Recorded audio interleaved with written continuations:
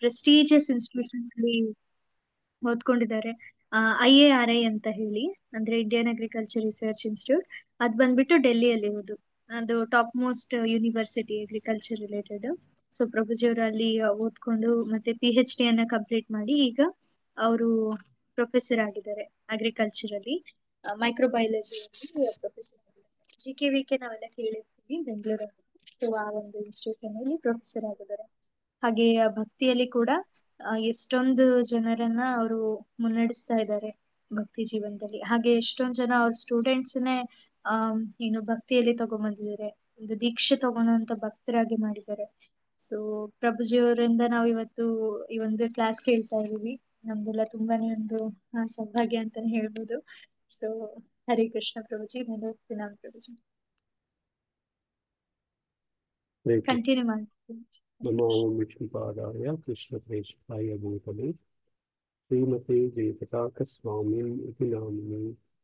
ನಮ ಆಚಾರ್ಯಪಾದಾಯ ನಿತಾಯಕೃಪಪ್ರದಾಯಿನಿ ಗೌರಕಥಾರಾಮದಾಯ ನಗರಗ್ರಾಮಚಾರಿಣಿ.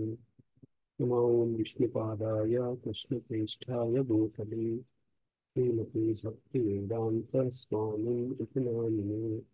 ನಮಸ್ತೆ ಸಾರಸ್ವತಿ ದೇವಿ ಗೌರವಾಣಿ ಪ್ರಚಾರಿಣೆ ನಿರ್ವಿಶೇಷ ಶೂನ್ಯವಾದಿ ಪಾಶ್ಚಾತ್ಯ ದೇಶಾಚಾರಿಣೆ.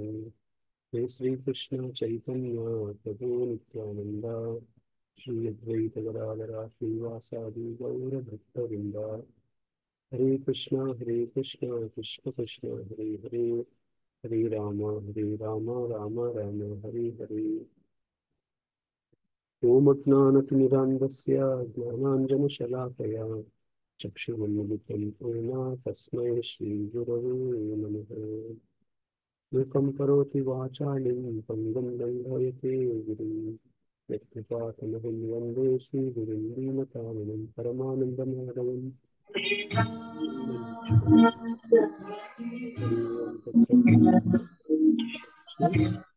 ಹರೇ ಕೃಷ್ಣ. ಎಲ್ಲರಿಗೂ ಈ ದಿನದ ಆಧ್ಯಾತ್ಮಿಕ ವಿಜ್ಞಾನಿ ಕಾರ್ಯಕ್ರಮಕ್ಕೆ ಮತ್ತೊಮ್ಮೆ ಸುಸ್ವಾಗತ. ಈ ದಿನ ನಾವು ಇವತ್ತಿನ ವಿಷಯ ಯಾವುದು? Distraction management.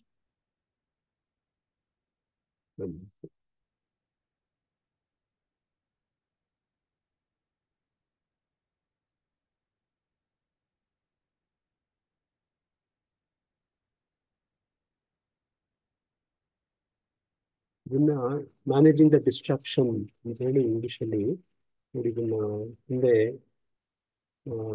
ರಾಷ್ಟ್ರ ಮಟ್ಟದಲ್ಲಿ ಒಂದು ಪ್ರವಚನವನ್ನು ಕೊಟ್ಟಿದ್ದೆ.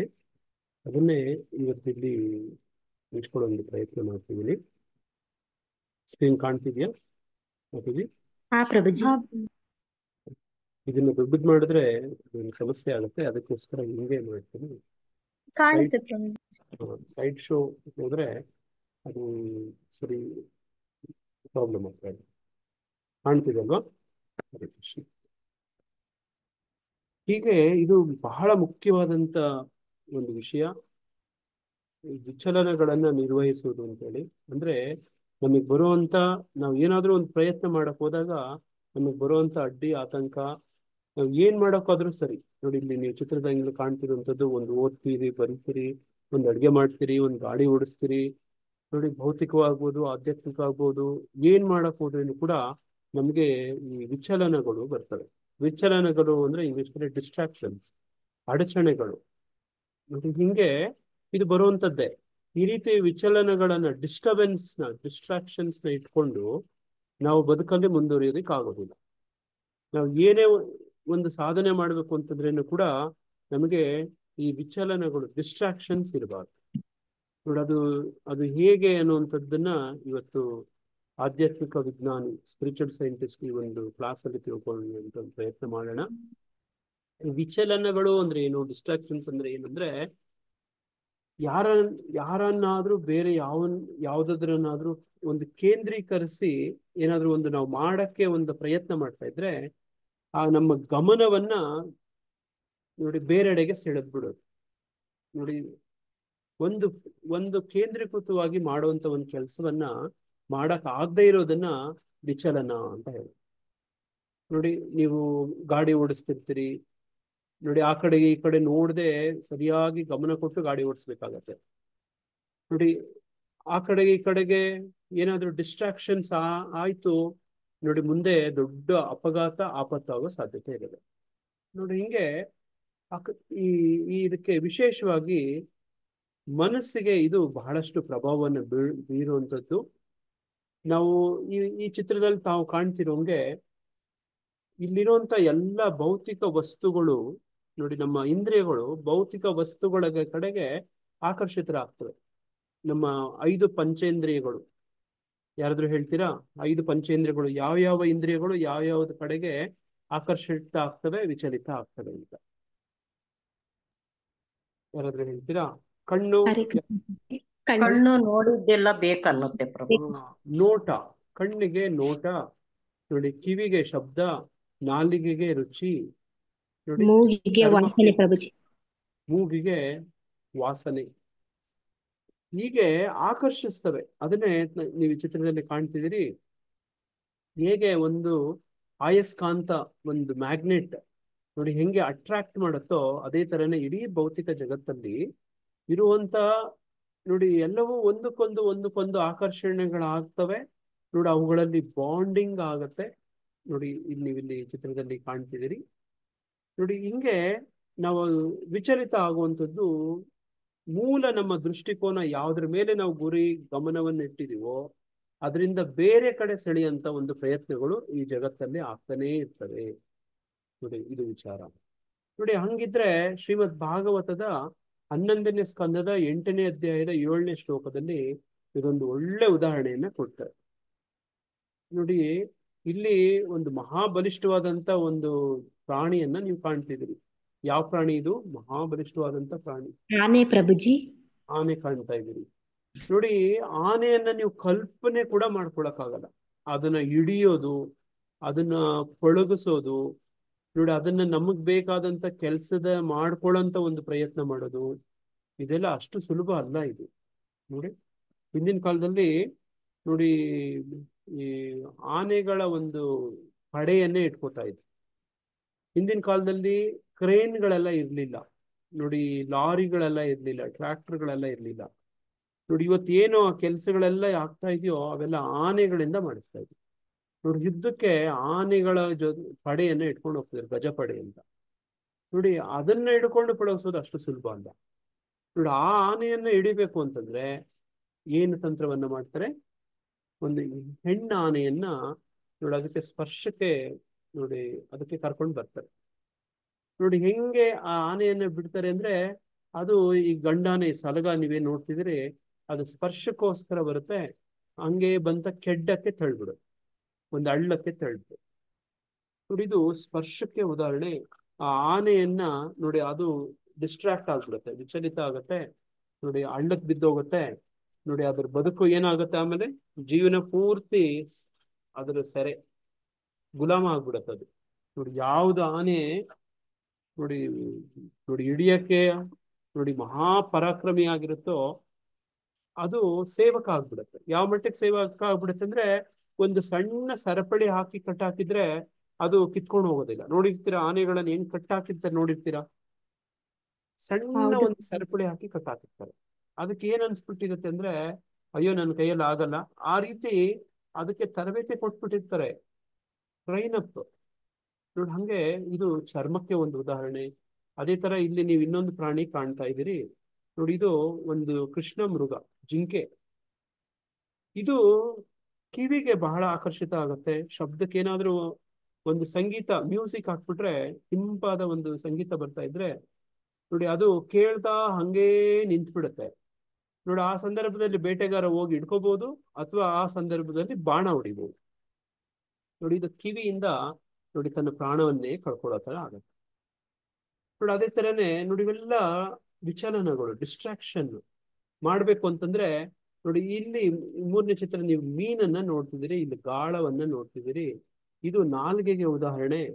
ನೋಡಿ ಇಲ್ಲಿ ನಾಲ್ಗೆ ಚಪಲ, ನೋಡಿ ಅದನ್ನ ತೀರ್ಸ್ಕೊಳ್ಳೋದಕ್ಕೋಸ್ಕರ ನೋಡಿ ಅದು ಗಾಳಕ್ಕೆ ಬಿದ್ದೋಗುತ್ತೆ, ತನ್ನ ಪ್ರಾಣವನ್ನೇ ಕಳ್ಕೊಳ್ಳುತ್ತೆ. ನೋಡಿ ಅದೇ ತರ ಇಲ್ಲಿ ಕಣ್ಣಿಂದ ಆಕರ್ಷಿತ ಆಗುವಂತ ನೋಡಿ ಪತಂಗಗಳೆಲ್ಲವೂ ನೀವು ಲೈಟ್ ಹಾಕಿದ್ರೆ ಎಷ್ಟೋ ಹುಳಗಳು ಬರ್ತವೆ, ದೀಪ ಹಚ್ಚಿದ್ರೆ ಹುಳಗಳೆಲ್ಲ ಬಂದ್ಬಿಡ್ತವೆ ಅಲ್ವಾ. ಹಿಂದಿನ ಕಾಲದಲ್ಲಿ ಸಿಕ್ಕಾಪಟ್ಟೆ ಬರ್ತಿದ್ವು, ಅಷ್ಟೊಂದು ಹುಳುಗಳು ಇದ್ವು. ಇವತ್ತು ನೀವೇನು ಗಮನಿಸ್ತೀರಿ, ಅದು ಕಡಿಮೆ ಆಗ್ಬಿಟ್ಟಿದೆ ಅಲ್ವಾ. ಅದೇ ತರ ಇದು ಉದಾಹರಣೆ ಮೂಗಿಗೆ ನೋಡಿ, ಇದು ಬೇಟೆ ಆಡುವಂತ ಒಂದು ಸಸ್ಯ. ಪ್ರಾಣಿಗಳೇ ಬೇಟೆ ಆಡ್ತವೆ ಅಂತ ಅನ್ಕೋಬೇಡಿ, ಸಸಿಗಳು ಕೂಡ ಬೇಟೆ ಆಡ್ತವೆ. ನೋಡಿ ಸಸ್ಯಗಳು ಕೂಡ ಹುಳಗಳನ್ನ ಬೇಟೆ ಆಡ್ತವೆ. ನೋಡಿ ಅದನ್ನೇ ನೀವು ಇಲ್ಲಿ ಕಾಣ್ತಿರುವಂತದ್ದು. ನೋಡಿ ಆ ಹುಳಗಳನ್ನ ಹೆಂಗೆ ಆಕರ್ಷಣೆ ಮಾಡ್ಕೋತವೆ ಅಂದ್ರೆ ಅದರದೇ ಆದಂತ ವಿಶೇಷ ಸುವಾಸನೆಯನ್ನ ಬೀರ್ತವೆ. ನೋಡಿ ಆಗ ಬಂದಾಗ ನೋಡಿ ನೀವು ಚಿತ್ರದಲ್ಲಿ ಕಾಣ್ತಿದ್ದಂಗೆ ನೋಡಿ ಅದು ಮುಚ್ಕೊಂಡ್ಬಿಡ್ತವೆ, ಅದ್ರೊಳಗಡೆ ಬಂದಿ ಆಗ್ತವೆ, ಅವು ಸತ್ತು ಹೋಗ್ತವೆ. ನೋಡಿ ಈ ತರದ್ದು ವಿಚಲಿತ ಮಾಡೋದಕ್ಕೆ ಭೌತಿಕ ಪ್ರಪಂಚದಲ್ಲಿ ಬಹಳಷ್ಟಿದಾವೆ. ಹಿಂಗೆ ವಿಚಲಿತ ಆಗ್ತಾ ಇದ್ರೆ ನಾವೇನು ಸಾಧನೆ ಮಾಡಕ್ ಆಗಲ್ಲ ಅನ್ನೋದು ವಿಚಾರ ಇವತ್ತು. ನೋಡಿ ನಿಮ್ಗೆಲ್ಲ ನಾವೆಲ್ಲನೂ ಕ್ರಿಕೆಟ್ ನೋಡ್ತಾನೆ ಬೆಳೆದವರು ಸ್ಕೂಲು ಕಾಲೇಜ್ ಸಂದರ್ಭದಲ್ಲಿ ಹೌದಾ? ನೀವೆಲ್ಲ ಕ್ರಿಕೆಟ್ ನೋಡ್ತಿದ್ರೆ ನೋಡ್ತಿದ್ವಿ ಪ್ರಭುಜಿ ಅಲ್ವಾ? ಯಾವ ಮಟ್ಟಕ್ಕೆ ಹುಚ್ಚಿರ್ತಿತ್ತು ಅಂದ್ರೆ ವಿಶೇಷವಾಗಿ ಇಂಡಿಯಾ ಪಾಕಿಸ್ತಾನ್ ಮ್ಯಾಚ್ ಇದ್ಬಿಟ್ರೆ, ಅದು ವರ್ಲ್ಡ್ ಕಪ್ ಫೈನಲ್ ಮ್ಯಾಚ್ ಆಗ್ಬಿಟ್ರೆ ನಮಗೆ ಕೂತ್ಕೊಂಡು ಓದ್ಕೊಳಕ್ಕೆ ಆಗ್ತಾ ಇರ್ಲಿಲ್ಲ, ಬೈಕೊಳ್ತಿದ್ರು. ಇವಾಗೇ ಇಡ್ಬೇಕಾ ಇವರು ಮ್ಯಾಚ್ಗಳನ್ನೆಲ್ಲ. ಇಲ್ಲಿ ನಮ್ಮ ಕಾಲೇಜಲ್ಲಿ ನಾವು ಹಾಸ್ಟೆಲ್ ಅಲ್ಲಿ ಇದ್ದಾಗ ಟಿವಿ ರೂಮ್ ಅಲ್ಲಿ ಮ್ಯಾಚ್ ನಡೀತಾ ನೋಡ್ತಾ ಇರ್ತಿದ್ರು. ನೋಡಿ ಯಾರೋ ಒಬ್ಬ 6 ಹೊಡೆದ 4 ಹೊಡೆದ ಅಥವಾ ಔಟ್ ಆದ, ನೋಡಿ 3rd ಫ್ಲೋರ್ ಇಂದ ಓಡ್ ಬರ್ತಿದ್ರು ಓ ಅಂತ ಹೇಳಿ ಅದನ್ನ ನೋಡಕ್ಕೆ. ಎಕ್ಸಾಮ್ ಇದೆ, ನಾಳೆ ಬೆಳಗ್ಗೆ ಎಕ್ಸಾಮು. ನೋಡಿ ನಾವು ಕೂತ್ಕೊಂಡು ಓದಕ್ ಆಗದೆ ಇರೋಷ್ಟು ಡಿಸ್ಟ್ರಾಕ್ಷನ್. ನೋಡಿ ಈ ತರದ್ದು ಜೀವನದಲ್ಲಿ ಬಹಳಷ್ಟಿದಾವೆ. ನೋಡಿ ಜನಗಳು ಈ ಮಟ್ಟಕ್ಕೆ ಹುಚ್ಚು. ನೋಡಿ ದೊಡ್ಡ ಸ್ಕ್ರೀನ್ ಹಾಕೊಂಡು ಬೀದಿಲೆಲ್ಲೂ ಎಲ್ಲಾ ಕೆಲಸಗಳನ್ನ ಬಿಟ್ಟು ನೋಡ್ತಾ ಇದ್ರು ಜನಗಳು ಒಂದು ಕಾಲದಲ್ಲಿ. ನೋಡಿ ಇವತ್ತು ಅಷ್ಟೊಂದು ತೀವ್ರತೆ ಸ್ವಲ್ಪ ಕಡಿಮೆ ಆಗಿದೆ. ನೋಡಿ ಹಂಗೆ ನಾವು ಒಂದು ಗುರಿ ಅಂತ ಇಟ್ಕೊಂಡಿರ್ತೀವಿ, ನಮ್ಗೆ ಈ ತರದ್ದು ಎಷ್ಟೊಂದು ಅಡಚಣೆಗಳು ಬರ್ತವೆ. ನೋಡಿ ನಮ್ಗೆ ಏನೋ ಒಂದು ಗುರಿ ಸಾಧನೆ ಮಾಡ್ಬೇಕು ಅಂತ ಹೋದಾಗ ನೋಡಿ ಅದಕ್ಕೆ ಈ ವಿಚಲತೆಗಳು ಬರ್ತಾನೆ ಇರ್ತವೆ. ಹಾಗಿದ್ರೆ ಗುರಿ ಹೆಂಗ್ ಸಾಧಿಸೋದು ಅಲ್ವಾ? ಆ ಗುರಿಯನ್ನ ಸಾಧಿಸ್ಬೇಕು ಅಂತಂದ್ರೆ ಬದುಕಲ್ಲಿ ಈ ಡಿಸ್ಟ್ರಾಕ್ಷನ್ಸ್ ಆಗೋದನ್ನ ತಡೆಯುವಂತ ಒಂದು ಕೆಲಸ ಆಗ್ಬೇಕು. ಅದು ಒಂದು ಭೌತಿಕವಾದಂಥದ್ದು ಆಗ್ಬಹುದು ಅಥವಾ ಆಧ್ಯಾತ್ಮಿಕದ ಸಾಧನೆ ಆಗ್ಬಹುದು ಅಲ್ವಾ. ಏನೇ ಆಗ್ಲಿ ನೋಡಿ, ನೀವು ಈ ಚಿತ್ರದಲ್ಲಿ ಏನ್ ಕಾಣ್ತಿದ್ದೀರಿ, ಈ ಚಿತ್ರ ನೋಡಿ ಯಾರಾದ್ರೂ ಏನಾದ್ರು ಹೇಳ್ತೀರಾ? ವಿಶ್ವಾಮಿತ್ರ ಪ್ರಭುಜಿ, ವಿಶ್ವಾಮಿತ್ರ ಮೇನಕ್ಕೆ ಇದು ಪ್ರಭುಜಿ. ಓಕೆ, ವಿಶ್ವಾಮಿತ್ರ ತಪಸ್ ಮಾಡ್ತಾ ಇರ್ತಾನೆ. ಅವನು ಏಕಾಗ್ರತೆಯಿಂದಾನೇ ಮಾಡ್ತಿರ್ತಾನೆ. ಅಲ್ಲಿ ಮೇನಕ್ಕೆ ಬರ್ತಾನೆ ಪ್ರಭುಜಿ. ಮೇನಕ್ಕೆ ಬಂದು ಆ ಗೆಜ್ಜೆನಾದದಿಂದನೇ ಅವನು ಆ ವ್ರತವನ್ನೇ ಭಂಗ ಮಾಡ್ತಾನೆ ಪ್ರಭುಜಿ. ಅವ್ನು ಎಷ್ಟೇ ಏಕಾಗ್ರತೆಯಿಂದ ಕುತ್ಕೊಂಡ್ರು ಸಮೇತ ಅವಳು ನೋಡಿ ಅವನು ಆಕರ್ಷಣೆ ಆಗ್ಬಿಡ್ತಾನೆ ಪ್ರಭುಜಿ. ಹೌದು ನೋಡಿ, ನೋಡಿ ತುಂಬಾ ಸತ್ಯ. ಮಾತಾಡಿ ತುಂಬಾ ಚೆನ್ನಾಗಿ ಹೇಳ್ತಿದ್ರೆ. ಈ ಕತೆ ಎಲ್ಲಿಂದ ಪ್ರಾರಂಭ ಆಗತ್ತಂದ್ರೆ ನೋಡಿ, ನನ್ನ ಇಲ್ಲಿ ಆರೋ ಇಲ್ಲಿ ತೋರಿಸ್ತೀವಿ ನೋಡ್ರಿ, ಕರ್ಸರ್ ಇಲ್ಲಿಂದ ಶುರು ಆಗತ್ತೆ.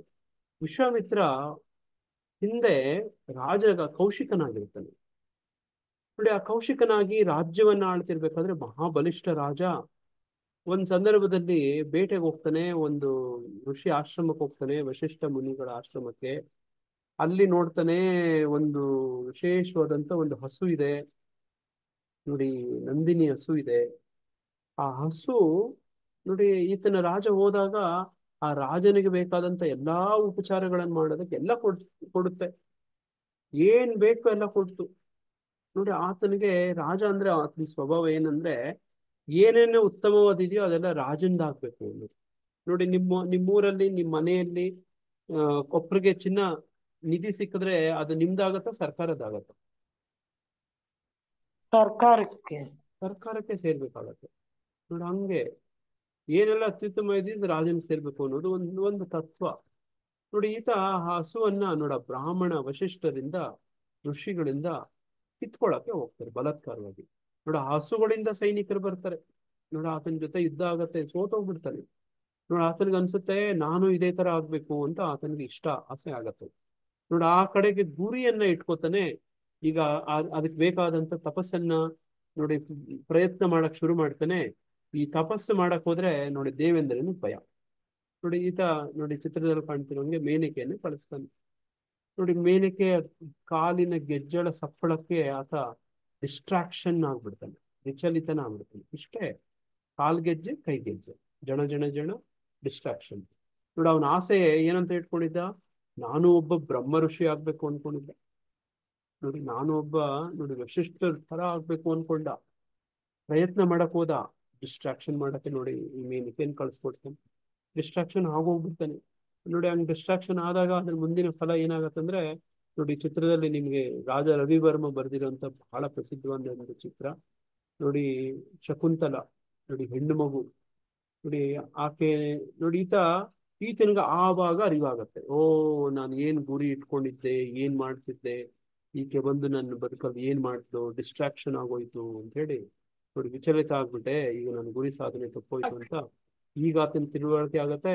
ಆಗ ವಾಪಸ್ ತಪಸ್ ಮಾಡಕ್ ಹೋದ್ರೆ ನೋಡಿ ವಿಶೇಷವಾಗಿ ಹೆಣ್ಮಗು ಅಂದ್ರೆ ನೋಡಿ ವಿಶೇಷವಾದಂಥದ್ದು ಒಂದು ವಾತ್ಸಲ್ಯ, ನೋಡಿ ಸಹಜವಾಗನೇ ಅಭಾವ.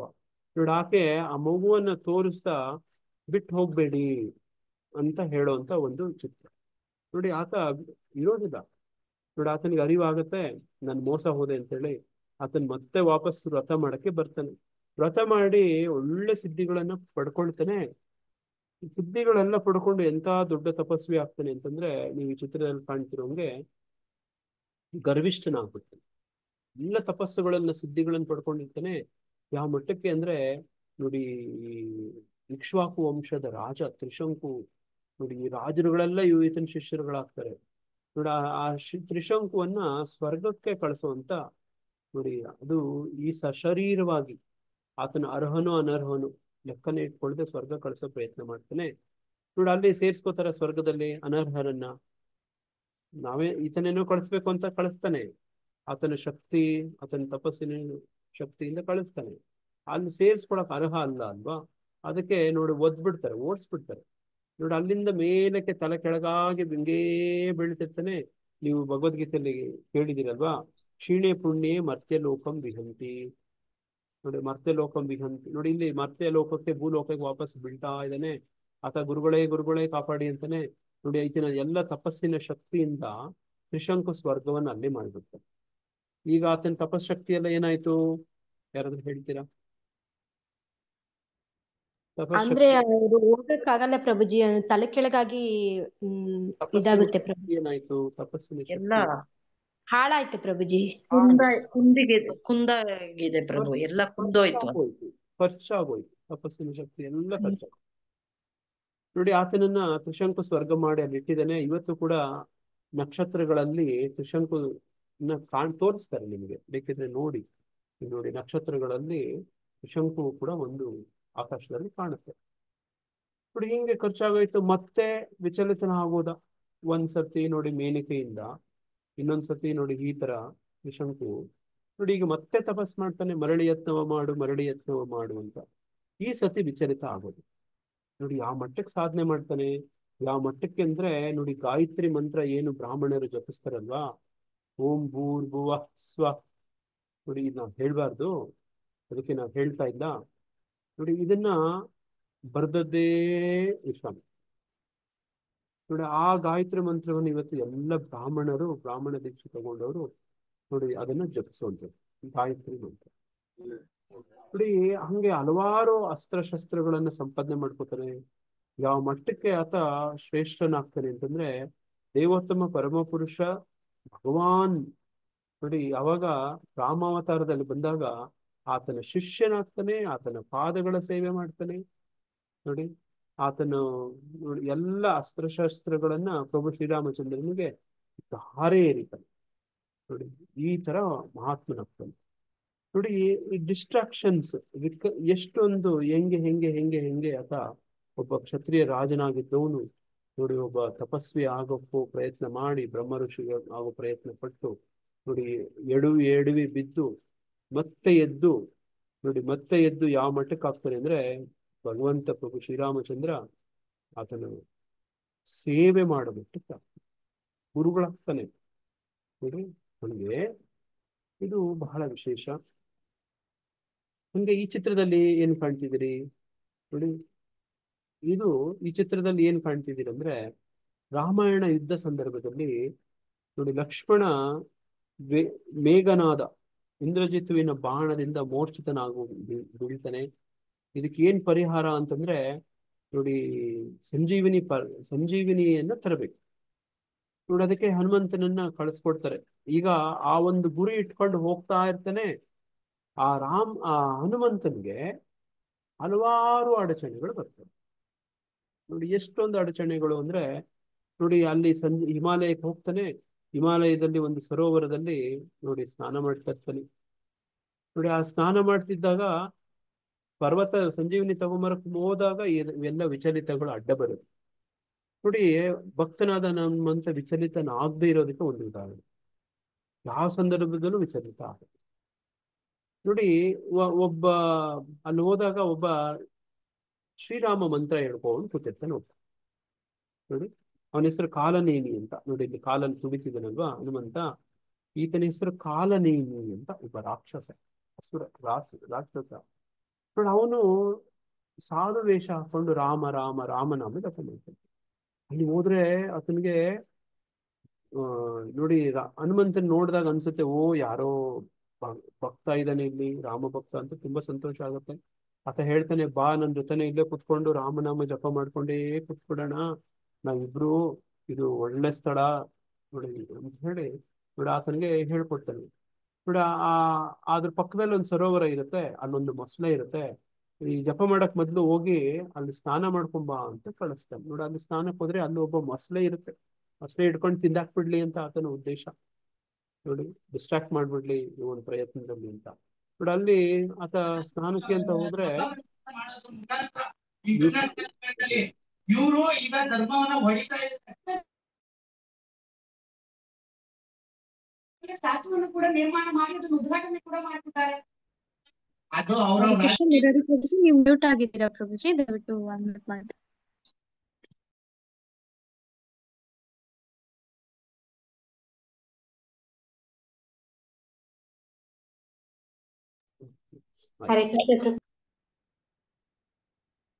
ಓಕೆ ನೋಡಿ ಹೀಗೆ ನೋಡಿ ಇಲ್ಲಿ ಕಾಲನೇಮಿ ನೋಡಿ ಈ ಸರೋವರದಲ್ಲಿ ಸ್ನಾನ ಮಾಡಕ್ ಕಳಿಸಿದ್ರೆ ಅಲ್ಲೊಂದು ಮೊಸಳೆ ಇರುತ್ತೆ. ಆ ಮೊಸಳೆನ ಹನುಮಂತ ಕೊಂದಾಕ್ತಾನೆ. ಆಕೆ ಒಬ್ಬ ದೇವಿ ಆಗಿರ್ತಾಳೆ, ದೇವತೆ. ನೋಡಿ ಆಕೆ ಹೇಳ್ತಾಳೆ, ಆ ಕಾಲನೇಮಿ ಅವನು ಇದನ್ನಲ್ಲ, ಅವನು ಸಾಧು ಅಲ್ಲ, ಒಬ್ಬ ಅಸುರ. ಆತನು ನಿನ್ನನ್ನ ವಿಚಲಿತ ಮಾಡಕ್ಕೆ ಬಂದಿದ್ದಾನೆ, ಡಿಸ್ಟ್ರಾಕ್ಷನ್ ಮಾಡಕ್ ಬಂದಿದ್ದಾನೆ. ನಿನ್ನ ಪ್ರಯತ್ನದಿಂದ ನೀನು ವಿಚಲಿತನಾಗ್ಬೇಡ, ಬೇಗ ಹೋಗು, ಸಂಜೀವಿನಿ ತಗೊಂಡು ಬೇಗ ಹೋಗು. ನೋಡಿ ಆ ನಂತರ ಬಂದು ನೀವು ಇಲ್ಲಿ ಏನ್ ಕಾಣ್ತಿದ್ರಿ, ಆ ಕಾಲನೇಮಿಯನ್ನ ನೋಡಿ ಹನುಮಂತ ಬಳೆದು ಕೊಂದಾಕಿ ಸಾಯಿಸ್ತಾನೆ. ನೋಡಿ ಸಂಜೀವಿನಿ ತಗೊಂಬರಕ್ ಹೋಗ್ತಾನೆ. ಅಲ್ಲಿ ಸಂಜೀವಿನಿ ಯಾವುದು ಅನ್ನೋದೇ ಗೊತ್ತಾಗಲ್ಲ ಅವನಿಗೆ. ಇಡೀ ಪರ್ವತನೇ ಒತ್ಕೊಂಡು ಬರ್ತಾ ಇರ್ತಾನೆ. ಆನ್ ದ ವೇ ಅಯೋಧ್ಯೆ ಮುಖಾಂತರ ಪಾಸ್ ಆಗ್ಬೇಕು. ನೋಡಿ ಅಲ್ಲಿ ಏನಾಗ್ಬಿಡುತ್ತೆ, ಭಗವಂತ ಪ್ರಭು ಶ್ರೀರಾಮಚಂದ್ರನ ತಮ್ಮನೇ ನೋಡಿ ಹನುಮಂತನನ್ನ ಡಿಸ್ಟ್ರಾಕ್ಟ್ ಮಾಡ್ತಾನೆ. ನೋಡಿ ಈ ತರ ಹಿಂಗ್ ಕೆಲವು ಸತಿ ಆಗ್ಬಿಡುತ್ತೆ. ನೋಡಿ ನಮ್ಮ ಪ್ರಯತ್ನ ಹೆಂಗಿರುತ್ತೆ ಅಂದ್ರೆ ನೋಡಿ ಭಕ್ತರೇ ನಮ್ಮನ್ನ ಡಿಸ್ಟ್ರಾಕ್ಷನ್ ಮಾಡುವಂತ ನೋಡಿ ಅಪನಂಬಿಕೆಗಳು, ಅವಿಶ್ವಾಸಗಳು, ನೋಡಿ ಈ ತರ ಗೊಂದಲಗಳು. ನೋಡಿ ಹನುಮಂತ ರಾಮ ಸೇವೆಗೋಸ್ಕರ, ಲಕ್ಷ್ಮಣನ್ ಜೀವ ಉಳಿಸೋದಕ್ಕೋಸ್ಕರ ಆ ಸಂಜೀವಿನಿ ಪರ್ವತವನ್ನು ಎತ್ಕೊಂಡು ಬರ್ತಾ ಇದ್ರೆ ಹನುಮಂತನ್ಗೆ ನೋಡಿ ಭರತ ನೋಡಿ ಅಯೋಧ್ಯೆ ಮೇಲೆ ಬರ್ತಿರೋ ಅವನು ಅನ್ಕೊಂಡ್ಬಿಡ್ತಾನೆ, ಭರತ ನಮ್ಮ ಅಯೋಧ್ಯೆ ಮೇಲೆ ತಂದೆಲ್ಲೋ ಎತ್ತಾಕ್ಬಿಡ್ತಾನೆ ಈ ಪರ್ವತವನ್ನ ಅಂತ ಅನ್ಕೊಂಡ್ಬಿಡ್ತಾನೆ. ನೋಡಿ ಎಲ್ಲ ಈ ಮಿಸ್ಕಮ್ಯುನಿಕೇಶನ್ ನಮ್ಮ ಭಕ್ತರೆಲ್ಲೂ ಕೂಡ ಹಿಂಗೆ ಆಗ್ತಾರೆ, ಎಚ್ಚರಿಕೆ ಇರಬೇಕು. ನೋಡಿ ಬಾಣ ಹೊಡೆದು ಆತನನ್ನ ಬೀಳಿಸ್ತಾನೆ. ನೋಡಿ ಮತ್ತೆ ಆತನ ಪರಿಚಯ ಹೇಳ್ತಾನೆ. ನೋಡಿ ಆತ ರಾಮ ರಾಮ ಅಂತಾನೆ ಇರ್ತಾನೆ. ನೋಡಿ ಆಗ ಆತನ ಗೊತ್ತಾಗುತ್ತೆ ಈತ ಯಾರು ರಾಮ ಭಕ್ತ ಅಂತ. ನೋಡಿ ಆಗ ವೃತ್ತಾಂತವನ್ನ ಹೇಳ್ತಾನೆ. ನೋಡಿ ಆ ಪ್ರಯತ್ನದಲ್ಲಿ ನೋಡಿ ಮತ್ತೆ ಸಂಜೀವಿನಿ ಪರ್ವತವನ್ನು ತಂದು ಪ್ರಭು ಲಕ್ಷ್ಮಣನನ್ನ ಉಳಿಸ್ತಾನೆ. ನೋಡಿ ಇದು ಡಿಸ್ಟ್ರಾಕ್ಷನ್ಸ್ ಎಷ್ಟೆಷ್ಟು ಬಂತು ನೋಡಿ ಅಲ್ವಾ. ಕೆಲವು ಸತಿ ನೋಡಿ ನಮ್ಮ ಪ್ರಯತ್ನದಲ್ಲಿ ನೋಡಿ ಭಕ್ತರು ಮಧ್ಯದಲ್ಲೂ ಕೂಡ ನೋಡಿ ಹಿಂಗೆ ಆಗ್ಬಿಡುತ್ತೆ. ನೋಡಿ ಚಿತ್ರದಲ್ಲಿ ನೀವೇನ್ ಕಾಣ್ತಿದ್ದೀರಿ ಅಂದ್ರೆ ಅರ್ಜುನನ ಕಥೆಯನ್ನ ಕಾಣ್ತೀವಿ. ನೋಡಿ ಒಂದು ಸತ್ಯಯುಗ, ಹಿಂದಿನ ಕಾಲದಲ್ಲಿ ವಿಶ್ವಾಮಿತ್ರನ್ ನೋಡಿದ್ದು. ಎರಡನೇದು ನೀವೇನ್ ನೋಡಿದ್ರಿ, ಇದು ತ್ರೇತಾಯುಗ, ಇದು ದ್ವಾಪರ ಯುಗ. ನೋಡಿ ಯುಗಗಳಲ್ಲೂ ಸ್ಥಿತಿಗತಿ ಪರಿಸ್ಥಿತಿಗಳು. ನೋಡಿ ಇದು ಸತ್ಯಯುಗ, ಇದು ತ್ರೇತಾಯುಗ, ಇದು ದ್ವಾಪರ ಯುಗ. ನೋಡಿ ದ್ವಾಪರ ಯುಗದಲ್ಲಿ ಅರ್ಜುನ ನೋಡಿ ಈ ಎಲ್ಲ ಆ ಈ ರಾಜಕುಮಾರರಿಗೆ, ಕುರುವಂಶದ ರಾಜಕುಮಾರರು 105 ಜನ, 5 ಜನ ಪಾಂಡವರು ನೋಡಿ, 100 ಜನ ನೋಡಿ ಧೃತರಾಷ್ಟ್ರನ ಮಕ್ಕಳು. ಈ ದ್ರೋಣಾಚಾರ್ಯ ಅವ್ರಿಗೆ ವಿದ್ಯೆಯನ್ನು ಕಲಿಸ್ತಿರ್ತಾನೆ, ಧನುರ್ವಿದ್ಯೆ ನೋಡಿ ಇಲ್ಲಿ ಕಾಣ್ತಿದೆ ನೋಡಿ, ಎಲ್ಲ ಹೇಳ್ಕೊಟ್ಟು ಆ ಮರದಲ್ಲಿರೋ ಪಕ್ಷಿ ಅದಕ್ಕೆ ಗುರಿ ಇಟ್ಟು ಹೊಡಿ ಅಂತಂದ್ರೆ ನಿಮ್ಗೆ ಏನ್ ಕಾಣ್ತಾ ಇದೆ ಅಂತಂದ್ರೆ, ಗುರಿ ಇಟ್ಟವ್ರಿಗೆ ಏನೇನ್ ಹೇಳ್ತಾರೆ ಅವ್ರು ಹೇಳ್ತಾರೆ, ನಿಮ್ ಪಾದಗಳು ಕಾಣ್ತಿದ್ದೇವೆ ಗುರುದೇವ, ನೋಡಿ ಇಡೀ ಮರ ಕಾಣ್ತಾ ಇದೆ, ಆಕಾಶ ಕಾಣ್ತಾ ಇದೆ, ಸೂರ್ಯ ಕಾಣ್ತಿದ್ದಾನೆ, ಮೋಡಗಳೆಲ್ಲ ಕಾಣಿಸ್ತಿದಾವೆ, ಪಕ್ಷಿನೂ ಕಾಣ್ತಿದೆ, ಬಾಣ ಹೊಡಿಲ್ಲ ಅಂತಾನೆ. ಹೊಡಿಬೇಕಾ ಇವಾಗ? ಬಾಣ ಹೊಡಿಬಾರ್ದ? ನೋಡಿ ಅಷ್ಟೇ ಡಿಸ್ಟ್ರಾಕ್ಷನ್ಸ್ ನೋಡಿ, ಹೊಡಿಬಾರ್ದು. ಡಿಸ್ಟ್ರಾಕ್ಷನ್ಸ್ ಇಷ್ಟೊಂದು.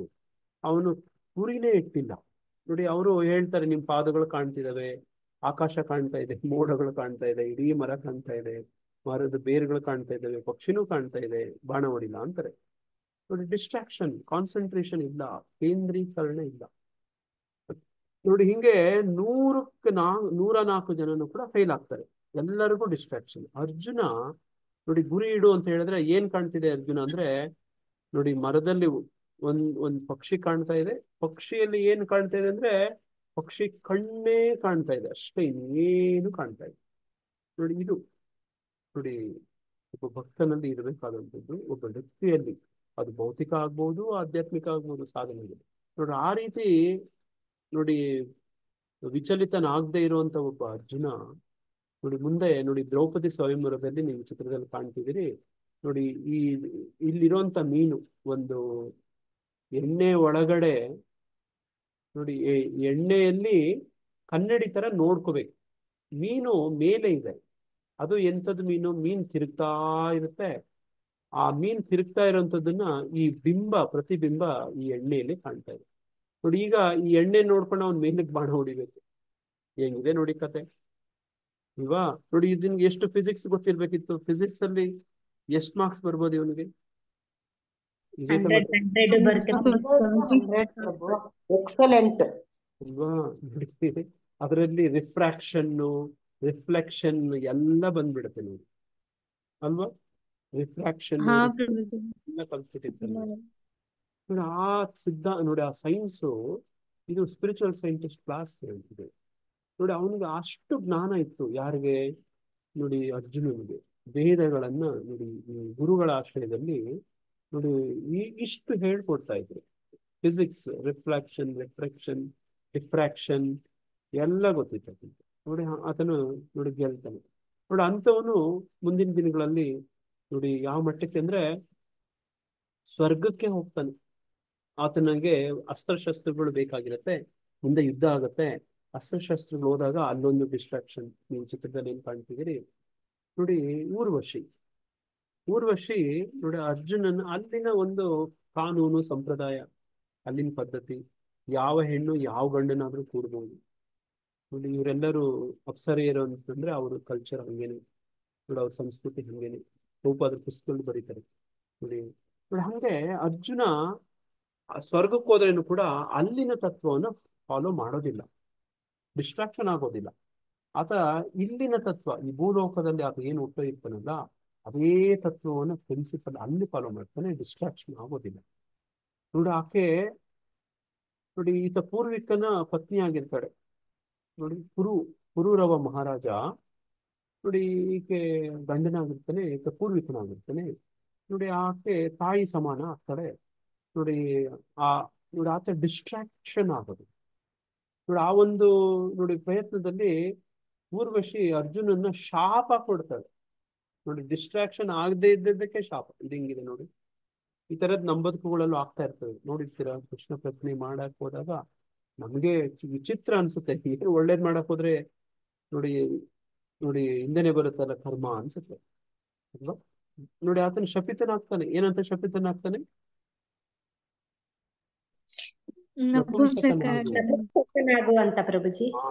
ನೋಡಿ ನಪುಂಸಕನಾಗು ಅಂತ ನೋಡಿ. ಆಗ ಇಡೀ ಜೀವನ ಎಲ್ಲ ನಪುಂಸಕನಾಗ್ಬೇಕಾಗಿತ್ತು ನೋಡಿ. ಆಗ ನೋಡಿ ದೇವೇಂದ್ರನ ನೋಡಿ ಬಂದು ನೋಡಿ, ಇದು ಆ ಇಡೀ ಜೀವನ ಅಲ್ಲ 1 ವರ್ಷ ಅಂತ ಹೇಳಿ ನೋಡಿ ಆ ಏನು ಶಾಪ ಆಗಿತ್ತೋ ಅದೇ ವರ ಆಗ್ಬಿಡತ್ತೆ.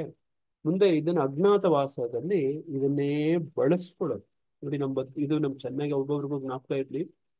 ಅರ್ಜುನನ ಊರ್ವಶಿ ನೋಡಿ, ಈ ವೃತ್ತಾಂತ ಬೃಹನ್ನಳೆ ಯಾವುದು ಶಾಪ ಆಗುತ್ತೋ ಅದನ್ನೇ ವರವಾಗಿ ತಿರುಗಿಸ್ಕೊಳ್ಳೋದು, ಬಳಸ್ಕೊಳ್ಳೋದು ಜೀವನದಲ್ಲಿ. ಇದು ಚೆನ್ನಾಗಿ ಜ್ಞಾಪಕ ಇಟ್ಕೊಳ್ಳೋಣ. ಏನ್ ಹೇಳಿ, ಶಾಪ ಆದದ್ದನ್ನ ವರವಾಗಿ ಪಡ್ತದೆ ಮಾಡ್ಕೊಳ್ಳುವಂಥದ್ದು. ನೋಡಿ ಹಿಂಗೆ ನೋಡಿ ಅಲ್ಲಿ ವಿಚಲಿತನಾಗ್ಲಿಲ್ಲ.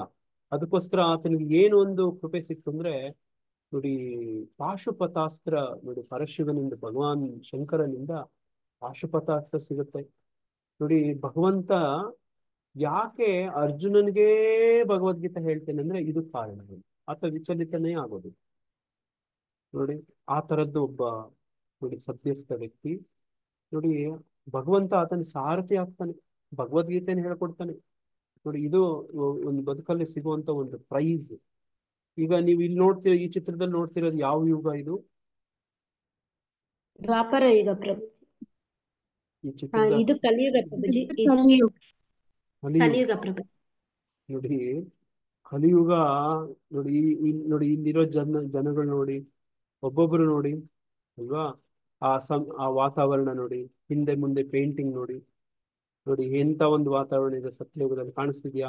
ಒಂದು ಶುಭ್ರವಾದಂತ ನೋಡಿ ಒಂದು ಜಲಾಶಯ, ಒಂದು ಮರ, ಒಂದು ಪ್ರಕೃತಿ ನೋಡಿ, ಇವೆಲ್ಲವನ್ನ ಇಡೀ ಚಿತ್ರಗಳಲ್ಲಿ ಕಾಣ್ತೀವಿ ಅಲ್ವಾ. ನೋಡಿ ಇಲ್ಲಿ ನೋಡಿ ಹೆಂಗಿದೆ ಅಲ್ವಾ. ನೋಡಿ ಇದು ಈ ಕಲಿಯುಗವನ್ನ ಮುಖ್ಯವಾಗಿ ಯಾರು ಆಳ್ತಿರೋದು ಅಂದ್ರೆ ರಾಹು. ರಾಹು ಅಂದ್ರೆ ಏನಂದ್ರೆ ನೋಡಿ, ಎಲೆಕ್ಟ್ರಾನಿಕ್ ಗ್ಯಾಡ್ಜೆಟ್ಸ್ ನೋಡಿ, ಅದೊಂದು ಲ್ಯಾಪ್ಟಾಪ್, ಮೊಬೈಲ್ ಆಗ್ಬೋದು, ಎಲ್ಲ ಎಲೆಕ್ಟ್ರಾನಿಕ್ ಐಟಮ್ಸ್ ರಾಹುವಿನ ನೋಡಿ ಅಧಿಪತ್ಯಕ್ಕೆ ಬರುತ್ತೆ. ನೋಡಿ ಅದನ್ನೇ ನೀವೆಲ್ಲ ಇಲ್ಲಿ ಚಿತ್ರಗಳಲ್ಲಿ ಕಾಣ್ತಿರೋದು. ನೋಡಿ ನಶೆ ನೋಡಿ, ಇದು 4 ನಿಯಮಗಳನ್ನ ಮೀರುವಂಥದ್ದು. ನೋಡಿ ಮಾದಕ ದ್ರವ್ಯಗಳು ನೋಡಿ, ಇವೆಲ್ಲವೂ ನೀವೇನು ಕಲಿಯುಗದಲ್ಲಿ, ಕಲಿಯುಗ ಪುರಾಣ ಇದು ನೋಡಿ, ಇವುಗಳೆಲ್ಲನೂ ಡಿಸ್ಟ್ರಾಕ್ಷನ್ ಆಗದೆ ಇರೋದೇ ದೊಡ್ಡದು. ನೋಡಿ ಪ್ರಭುಪಾದರ ಶಿಷ್ಯ ಅವ್ರು ಹೇಳ್ತಿದ್ರು, Prabhupad sometimes I fall down in Maya Prabhupad ಅಂತ ಹೇಳ್ತಾರೆ. ಅದಕ್ಕೆ ಪ್ರಭುಪಾದ ಏನ್ ಹೇಳ್ತಾರೆ, ಅವ್ರ ಶಿಷ್ಯರು ಪ್ರಭುಪಾದರಿಗೆ ಹೇಳ್ತಾರೆ, ಸಮಟೈಮ್ಸ್ ನಾವು ಮಾಯೆನಲ್ಲೇ ಇರ್ತೀವಿ ಅಂತ ಹೇಳ್ತಾರಲ್ವಾ ಪ್ರಭು? ಹೌದು, ಮತ್ತೆ ಕರೆಕ್ಟಾಗಿ ಹೇಳಿದ್ರು. Sometimes we forget. We are always in Maya. ಯಾಕಂದ್ರೆ ಕಲಿಯುಗ ಅಲ್ವಾ. ಇದು ಕಲಿಯುಗದಲ್ಲಿ ನೋಡಿ ಹಿಂಗಿರುತ್ತೆ ನಮ್ಮ ಪರಿಸ್ಥಿತಿ. ಎಲ್ಲ ಸಿಕ್ಕಾಪಟ್ಟೆ ಡಿಸ್ಟ್ರಾಕ್ಷನ್, ಯಾವಾಗ್ಲೂ ಡಿಸ್ಟ್ರಾಕ್ಷನ್ ಆಗಿರ್ತೀರಿ. ಯಾವಾಗಾದ್ರೂ ಒಂದೊಂದು ಕೆಲವು ಸಂದರ್ಭದಲ್ಲಿ ಕೃಷ್ಣ ಪ್ರಜ್ಞೆಗೆ ಬಿದ್ದೋಗ್ತೀರಿ, ಕೆಲವು ಸಂದರ್ಭದಲ್ಲಿ ಆಮೇಲೆ ವಾಪಸ್ ಹಂಗೇನೆ ಡಿಸ್ಟ್ರಾಕ್ಷನ್ಸ್ಗಳಲ್ಲಿ ಇರ್ತೀವಿ ನೋಡಿ. ಹಂಗಾಗಿ ಇವತ್ತಿನ ಚರ್ಚೆ ಬಹಳ ಬಹಳ ಮುಖ್ಯ ಆಗತ್ತೆ ನೋಡಿ. ಕಲಿಯುಗ ನೋಡಿ, ಇದು ನಾವು ಹಂಗೇನೆ ನಾವು ಇದ್ದದ್ದಿರ್ಲಿ ಬಿಡಿ ಪರವಾಗಿಲ್ಲ, ಯುಗನೂ ಹಂಗೆ ಇದೆ, ನಾವು ಹಂಗಿದೀವಿ, ಅದ್ರಲ್ಲಿ ಏನು ಅಂತ ಹೇಳಂಗಿಲ್ಲ, ಈಗ ತಿರಸ್ಕಾರ ಮಾಡಂಗಿಲ್ಲ ನೋಡಿ. ಅದಕ್ಕೆ ಎಚ್ಚರಿಕೆಗಳು ಇಲ್ಲದೆ ಇದ್ರೆ ಅನಾಹುತಗಳಾಗ್ತವೆ ನೋಡಿ. ಒಂದು ಮಾಹಿತಿ, ಒಂದು ಅಂಕಿ ಅಂಶ ನೋಡಿ, 2016ರಲ್ಲಿ ನೋಡಿ ಮಾರಕ ಅಪಘಾತಗಳಿಗೆ ಪ್ರಮುಖ ಕಾರಣ ಏನು ಅಂತಂದ್ರೆ ಡಿಸ್ಟ್ರಾಕ್ಷನ್ಸ್ ನೋಡಿ. ಬೇರೆಡೆಗೆ ನಮ್ಮ ಗಮನವನ್ನು, ಚಾಲಕ ಡ್ರೈವಿಂಗ್ ಮಾಡ್ತಾ ಇರೋನು ಮೊಬೈಲ್ ಯೂಸ್ ಮಾಡ್ತಿರ್ತಾ ನೋಡಿರ್ತೀರಾ. ನೀವು ಯಾವುದೋ ಒಂದು ನೋಡಿ ಟ್ಯಾಕ್ಸಿ ತಗೊಂಡಿರ್ತೀರಿ ಅಥವಾ ಬಸ್ ನಲ್ಲಿ ಹೋಗ್ತಿರ್ತೀರಿ, ಅವ್ನ್ ಮೊಬೈಲ್ ಯೂಸ್ ಮಾಡ್ಕೊಂಡು ಡ್ರೈವಿಂಗ್ ಮಾಡ್ತಿರ್ತಾನೆ, ನಿಮಗ್ ಭಯ ಆಗ್ತಿರುತ್ತೆ, ಹೌದಾ? ಹೌದು ಪ್ರಭುಜಿ. ನೋಡಿ 2016ರಲ್ಲಿ ಒಂದು ಅಧ್ಯಯನ ಮಾಡಿದ್ದಾರೆ, ಅವತ್ತೇ ಅಲ್ಲ ಇವತ್ತು ಕೂಡ ಬಹಳ ಅಪಘಾತಗಳಿಗೆ ಆ ಮೊಬೈಲ್ ಡಿಸ್ಟ್ರಾಕ್ಷನ್ನೇ ಕಾರಣ ನೋಡಿ. ಹಂಗೆ ಅಮೆರಿಕದ ಒಂದು ಸ್ಟ್ಯಾಟಿಸ್ಟಿಕ್ಸ್ ಇದು ನೋಡಿ, ಅಪಘಾತಗಳಾಗುವಂಥದ್ದು ಬಹುಪಾಲು ಅಪಘಾತಗಳು ಈ ಒಂದು ಕಾರಣಕ್ಕಾಗ್ತವೆ ಅಂತ ನೋಡಿ. ಹಂಗೇನೆ ಮಾನಸಿಕ ಒತ್ತಡಗಳು ನೋಡಿ, ಇವತ್ತು ವೈದ್ಯಕೀಯ ಮತ್ತೆ ಕಾನೂನು ಇವೆರಡು ತುಂಬಾ ದುಡ್ಡು ತಂದು ಕೊಡುವಂಥದ್ದು ಉದ್ಯಮ ಅಮೆರಿಕಾದಲ್ಲಿ. ಯಾಕೆ ಅಂತಂದ್ರೆ ಅವರೆಲ್ಲರೂ ನೋಡಿ ರೋಗ ಪೀಡಿತರಾಗಿರ್ತಾರೆ, ವಿಶೇಷವಾಗಿ ಮಾನಸಿಕ ರೋಗಗಳಿಂದ ಪೀಡಿತರಾಗಿರ್ತಾರೆ. ಸೈಕ್ಯಾಟ್ರಿಸ್ಟ್ಗಳಿಗೆ ತುಂಬಾ ದುಡ್ಡಂತೆ ಅಮೆರಿಕಾದಲ್ಲಿ, ಯಾಕಂದ್ರೆ ಅದು ಹುಚ್ಚರ ಸಂತೆ ಅಂತ. ಯಾಕಂದ್ರೆ ನೋಡಿ ಅಲ್ಲಿ ನೋಡಿ ಈ ತರದ್ದು ಮೋಜು ಮಸ್ತಿಗಳು ಜಾಸ್ತಿ ಅಮೆರಿಕಾದಲ್ಲಿ. ಇವೇನು ಈ ಚಿತ್ರಗಳೆಲ್ಲ ನೋಡಿ ಕಾಣ್ತಿದ್ರಲ್ವ, ನೋಡಿ ಮೋಜು ಮಸ್ತಿ ಪ್ರಭುಪಾದರ ಹಿಪ್ಪಿ ಮೂವ್ಮೆಂಟ್ ಎಲ್ಲ ಅಲ್ಲೇ ಅಲ್ವಾಗಿದ್ದು ನೋಡಿ. ಹಂಗಾಗಿ ನೋಡಿ ಅಲ್ಲಿ ಸೈಕ್ಯಾಟ್ರಿಸ್ಟ್ಗೆ ನೋಡಿ, ಮಾನಸಿಕ ನೋಡಿ ಚಿಕಿತ್ಸಕರಿಗೆ, ಹಾಗೇನೆ ಲಾಯರ್ಗಳಿಗೆ ಒಳ್ಳೆ ದುಡ್ಡು. ಯಾಕೆ ಲಾಯರ್ಗಳಿಗೆ? ಮದ್ವೆ ಆಗೋರೆಲ್ಲ ಡೈವರ್ಸ್ ಆಗ್ತಾರೆ. ಮತ್ತೆ ಈ ನೋಡ್ರಿ ಈ ತರದ ಕಾನೂನುಗಳನ್ನೆಲ್ಲ ಮುರಿಯುವಂಥದ್ದು, ಅಪಘಾತಗಳಾಗೋದು ನೋಡಿ, ಈ ತರದೆಲ್ಲ ಸಿಕ್ಕಾಪಟ್ಟೆ ಅವಕಾಶಗಳಿದಾವೆ. ಹಂಗಾಗಿ ಲಾಯರ್ಗಳಿಗೆ ಸೈಕ್ಯಾಟ್ರಿಸ್ಟ್ಗಳಿಗೆ ಒಳ್ಳೆ ದುಡ್ಡು ನೋಡಿ. ಈ ತರದ್ದು ಎಷ್ಟಾಗುತ್ತೆ ಅಂದ್ರೆ $1 ಬಿಲಿಯನ್ ಖರ್ಚು ಮಾಡೋದು ದೊಡ್ಡ ಸಂಖ್ಯೆ. ಹಾಗೇನೆ ಕೆಲಸ ಮಾಡುವಂತ ಒಂದು ಸ್ಥಳ ನೋಡಿ, ಕೆಲಸ ಮಾಡುವಂತ ಒಂದು ಸ್ಥಳದಲ್ಲಿ ಕಾರ್ಮಿಕರು ಆ ಒಂದು ಒತ್ತಡದಿಂದ ಏನ್ ಮಾಡ್ತಾರೆ ಅಂತ ನೋಡಿ, ಅವರು ಆ ಕೆಲಸಗಳಿಗೆ ರಜಾ ಹಾಕುವಂಥದ್ದು ತುಂಬಾ ಜಾಸ್ತಿ ಅಂತೆ ನೋಡಿ. ಅದೇ ತರನೇ ಕೊಲೆಗಳು ಕೂಡ ಮಾಡ್ಬಿಡ್ತಾರೆ. ಯಾಕೆ ಅಂದ್ರೆ ಅಷ್ಟೊಂದು ಮಾನಸಿಕ ಒತ್ತಡ, ಅತೃಪ್ತಿ, ಡಿಪ್ರೆಷನ್ನು ನೋಡಿ, ಹೆವಿ ಪ್ರೆಷರ್ಸ್, ಟಾರ್ಗೆಟ್ಸ್ ನೋಡಿ, ಈ ತರದೆಲ್ಲ ಕೊಟ್ಟು ನೋಡಿ ಅವ್ರ ಯಾವ ಮಟ್ಟಕ್ಕೆ ಹೋಗುತ್ತೆ ಅಂದ್ರೆ ಕೊಲೆಗಳು ಮಾಡ್ಬಿಡ್ತಾರೆ ನೋಡಿ. ಇತ್ತೀಚೆಗೆ ಈ ರಾಜನಕುಂಟೆ ಪೊಲೀಸ್ ಸ್ಟೇಷನ್ ಅಲ್ಲಿ ಒಬ್ಬ ಕಾನ್ಸ್ಟೇಬಲ್ ಪೊಲೀಸ್ ಇನ್ಸ್ಪೆಕ್ಟರ್ನ ಶೂಟ್ ಮಾಡ್ಬಿಟ್ಟ. ಯಾಕೆ ಅಂದ್ರೆ ರಜಾ ಕೊಡ್ಲಿಲ್ಲ ಅಂತ. ನಾನು ಹೇಳಿದ ಅರ್ಥ ಆಯ್ತಾ? ರಜಾ ಕೊಡ್ಲಿಲ್ಲ ಅಂತ ಹೇಳಿ ಶೂಟ್ ಮಾಡ್ಬಿಟ್ಟು.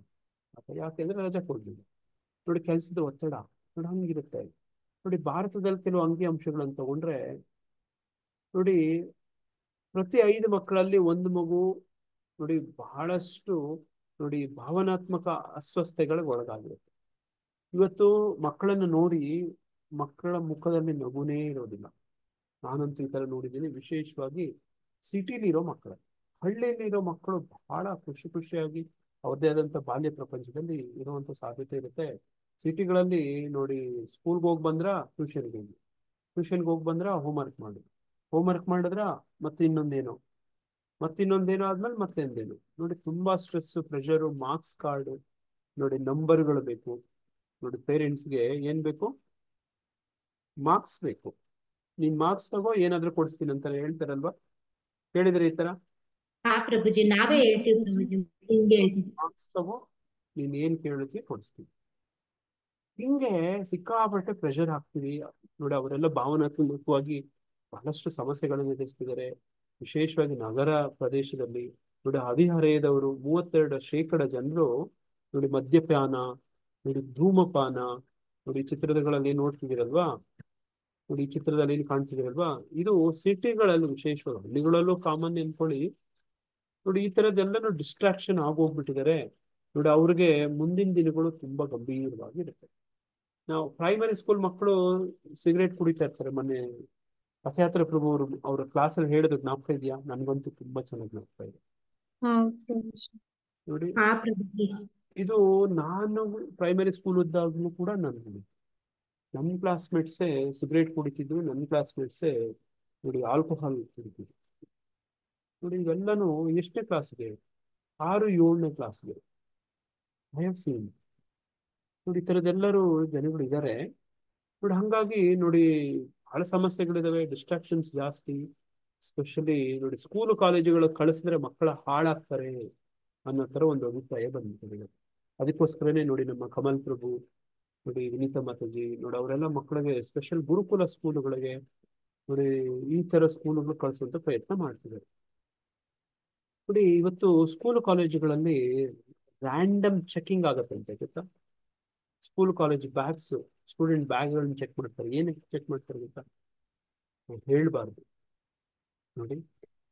ಡ್ರಗ್ಸ್ಗೆ ನೋಡಿ, ಆಲ್ಕೋಹಾಲ್, ಸಿಗರೇಟು, ಈ ಥರದ್ದು ನೋಡಿ, ಈ ಕಾಂಟ್ರಾಸೆಪ್ಟಿವ್ ಟ್ಯಾಬ್ಲೆಟ್ಸ್, ಈ ಥರದ್ದು ಇವುಗಳಿಗೆಲ್ಲನೂ ಸಿಗ್ತಾರೆ ಬ್ಯಾಗ್ಗಳಲ್ಲಿ ನೋಡ್ತಿದ್ರೆ ನೋಡಿ. ಈ ಥರದ್ದು ಎಲ್ಲನೂ ಗಂಭೀರವಾದಂಥ ವಿಷಯಗಳು. ವಿಶೇಷವಾಗಿ ಹದಿಹರೆಯದವರು ಹೈಸ್ಕೂಲ್ಗಳಲ್ಲಿ ವಿಶೇಷವಾಗಿ ನೋಡಿ. ಹಂಗೆ ನಮ್ಮ ಒಬ್ರು ಕಲೀಗ್ ಹೇಳ್ತಿದ್ರು, ಅವರ ಸ್ಕೂಲ್ಗಳಲ್ಲಿ ವಿಶೇಷವಾಗಿ ದೊಡ್ಡ ಸ್ಕೂಲುಗಳು, ದೊಡ್ಡ ಶ್ರೀಮಂತರುಗಳು ಹೋಗುವಂತ ಸ್ಕೂಲುಗಳಲ್ಲಿ, ವಿಶೇಷವಾಗಿ ಬೆಂಗಳೂರು, ಡೆಲ್ಲಿ ಇಂಥ ಮಹಾನಗರಗಳಲ್ಲಿ ಇದು ತೀರಾ ಸಾಮಾನ್ಯ ಆಗ್ಬಿಟ್ಟಿದೆ.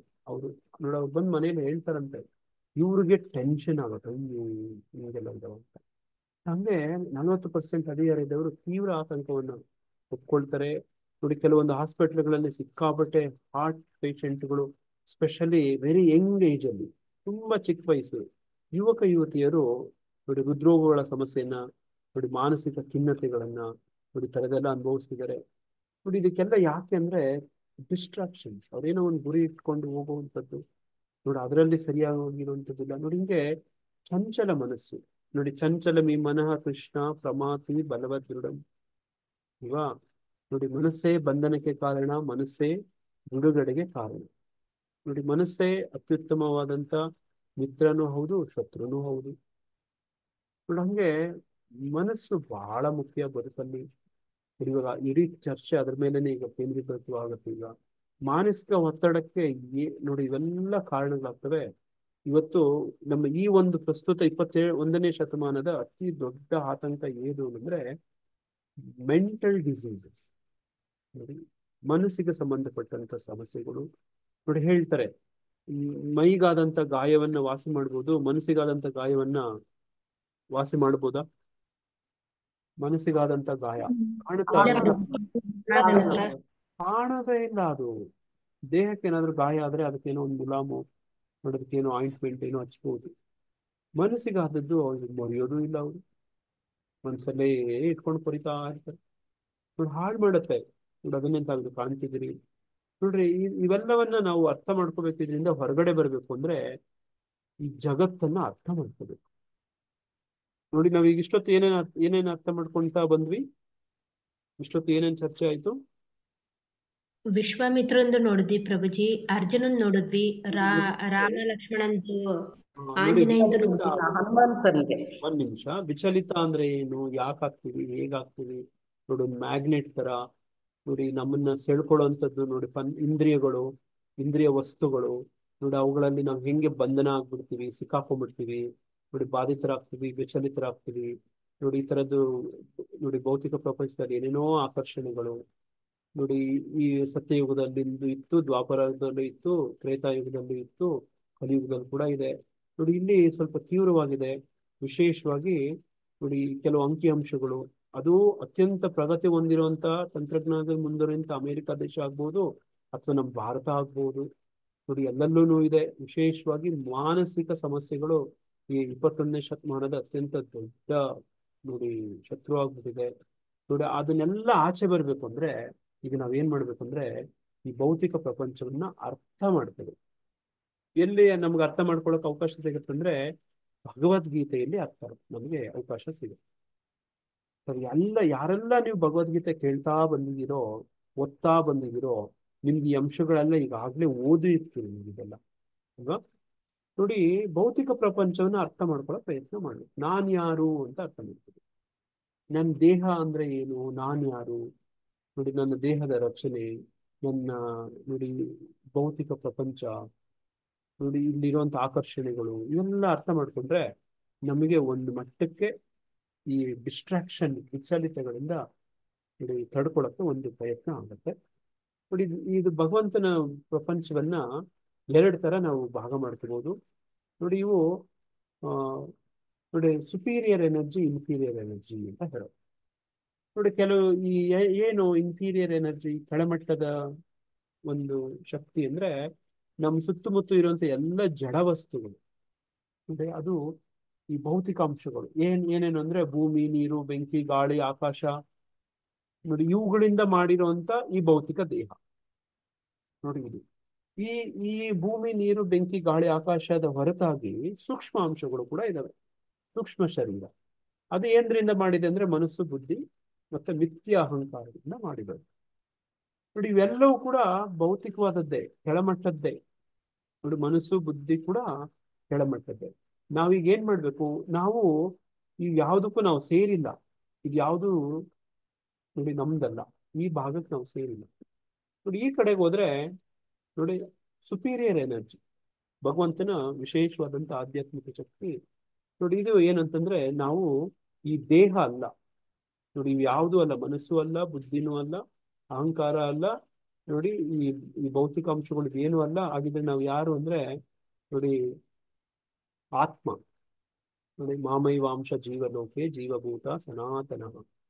ಸನಾತನವಾಗಿ ನಾವು ಕೃಷ್ಣನ ಅಂಶ, ಇದು ಪರಮಾತ್ಮನ ಅಂಶ ಆತ್ಮ. ಅದರ ಮೂಲ ಗುಣ ಏನು ಅಂದ್ರೆ ಸಚ್ಚಿದಾನಂದ. ನೋಡಿ ಇಲ್ಲಿ ಸಚ್ಚಿದಾನಂದ. ಹಾಗಿದ್ರೆ ಈ ಮನಸ್ಸಿನ ಕಾರ್ಯವಿಧಾನವನ್ನ ನಾವು ಅರ್ಥ ಮಾಡ್ಕೊಳ್ಳುವಂತ ಒಂದು ಪ್ರಯತ್ನ ಮಾಡಿದ್ರೆ ನೋಡಿ, ಇಲ್ಲಿ ನೀವು ಕಾಣ್ತಿದ್ದೀರಿ ಭೂಮಿ, ನೀರು, ಬೆಂಕಿ, ಗಾಳಿ, ಆಕಾಶ, ಇದು ನಮ್ಮ ದೇಹವನ್ನ ಮಾಡಿದೆ. ಅದ್ರ ಜೊತೆಗೆ ಸೂಕ್ಷ್ಮ ಶರೀರ ಕೂಡ ಇದೆ. ಆ ಸೂಕ್ಷ್ಮ ಶರೀರದಲ್ಲಿ ಮನಸ್ಸು ಬಹಳ ವಿಶೇಷ. ನೋಡಿ, ಬುದ್ಧಿ ಮತ್ತು ಮನಸ್ಸು. ಬುದ್ಧಿ ಏನ್ ಮಾಡುತ್ತೆ ಅಂದ್ರೆ ನಿರ್ಧಾರಗಳನ್ನ ಮಾಡುತ್ತೆ, ತಾರತಮ್ಯ ಮಾಡುತ್ತೆ, ನಿರ್ಣಯಗಳನ್ನ ಮಾಡುತ್ತೆ. ನೋಡಿ, ವಿವೇಕ ಶಕ್ತಿ ಇದೆ ಬುದ್ಧಿಗೆ, ವಿವೇಚನಾ ಶಕ್ತಿ ಅಲ್ವಾ? ವಿವೇಚನಾ ಶಕ್ತಿ. ಏನು ಮಾಡ್ಬೇಕು, ಏನ್ ಮಾಡ್ಬಾರ್ದು, ಯಾಕೆ ಮಾಡ್ಬೇಕು, ಹೇಗ್ ಮಾಡ್ಬೇಕು. ನೋಡಿ, ಈಗ ಸ್ಪಿರಿಚುವಲ್ ಸೈಂಟಿಸ್ಟ್ ಕ್ಲಾಸ್ ಇದೆ, ಹೋಗ್ಬೇಕೋ ಬೇಡವೋ, ಇದು ನಿರ್ಧಾರ. ನಿಮ್ ನಿರ್ಧಾರ. ನಿಮ್ಗೆಲ್ಲ ಅನುಭವ ಇದೆ. ನೀವೆಲ್ಲ ಬಹಳಷ್ಟು ಜನ ಕರೆದಿದ್ರಿ, ಆದ್ರೆ ಬಹಳಷ್ಟು ಜನ ಬಂದಿಲ್ಲ ಅಲ್ವಾ? ನೀವು ಕರೆದವರಲ್ಲಿ ಬಹಳಷ್ಟು ಹೌದು ಪ್ರಭು. ಅವ್ರ ಹೇಳಿದೀವಿ. ನಿರ್ಧಾರ. ನೋಡಿ, ಅವ್ರಿಗೆ ತಾರತಮ್ಯ, ಹೋಗ್ಬೇಕೋ ಬೇಡವಾ ಅನ್ನುವಂಥದ್ದು, ಅವ್ರ ಆಯ್ಕೆ, ಅವ್ರ ನಿರ್ಣಯ, ಇದೆಲ್ಲ ಬುದ್ಧಿಗೆ ಸೇರಿರೋದು. ಮನಸ್ಸಿಗೆ ಏನ್ ಸೇರುತ್ತೆ ಅಂತಂದ್ರೆ ನೋಡಿ, ಥಿಂಕಿಂಗ್, ಫೀಲಿಂಗ್ ಅಂಡ್ ಡಿಸೈರಿಂಗ್. ನಾವು ಹಿಂದೆ ಚರ್ಚೆ ಮಾಡಿದ್ವಿ. ಚಿಂತಿಸುವುದು, ನೋಡಿ, ಭಾವನೆಗಳು, ಫೀಲಿಂಗ್ಸ್ ನ ಭಾವನೆಗಳು ಅಂತ ಹೇಳ್ತೀವಿ. ಚಿಂತಿಸುವುದು ಥಿಂಕಿಂಗ್, ಭಾವನೆಗಳು ಫೀಲಿಂಗ್ಸ್, ನೋಡಿ ಡಿಸೈರ್ಸ್ ಇಚ್ಛಿಸುವುದು. ನೋಡಿ, ಇದೆಲ್ಲ ಎಲ್ಲಿಂದ ಬರುತ್ತೆ ಅಂದ್ರೆ ಮನಸ್ಸಿಂದ ಬರುತ್ತೆ. ನೋಡಿ, ಅದು ಎಷ್ಟಿರುತ್ತೆ ಇಂಥವುಗಳು ಅಂದ್ರೆ ಈ ಚಿಂತಿಸೋದು, ಭಾವನೆಗಳು, ಇಚ್ಛಿಸೋದೆಲ್ಲ ಅಪರಿಮಿತವಾಗಿರ್ತದೆ. ನೋಡಿ, ಮಿತಿನೇ ಇಲ್ಲ. ನೋಡಿ, ಡಿಸೈರ್ಸ್ ಆರ್ ಅನ್ಲಿಮಿಟೆಡ್. ನೋಡಿ, ರಿಸೋರ್ಸಸ್ ಆರ್ ಲಿಮಿಟೆಡ್. ನೋಡಿ, ಆಡಮ್ ಸ್ಮಿತ್ ಹೇಳ್ತಾರೆ, ನೋಡಿ, ಎಕನಾಮಿಕ್ಸ್, ಫಾದರ್ ಆಫ್ ಎಕನಾಮಿಕ್ಸ್. ನೋಡಿ, ಹಂಗೆ ಅಪರಿಮಿತ ಆಸೆಗಳು, ಚಂಚಲ ಸ್ವಭಾವ, ನೋಡಿ ಇದೆಲ್ಲ ಮನಸ್ಸಿನ ಗುಣ.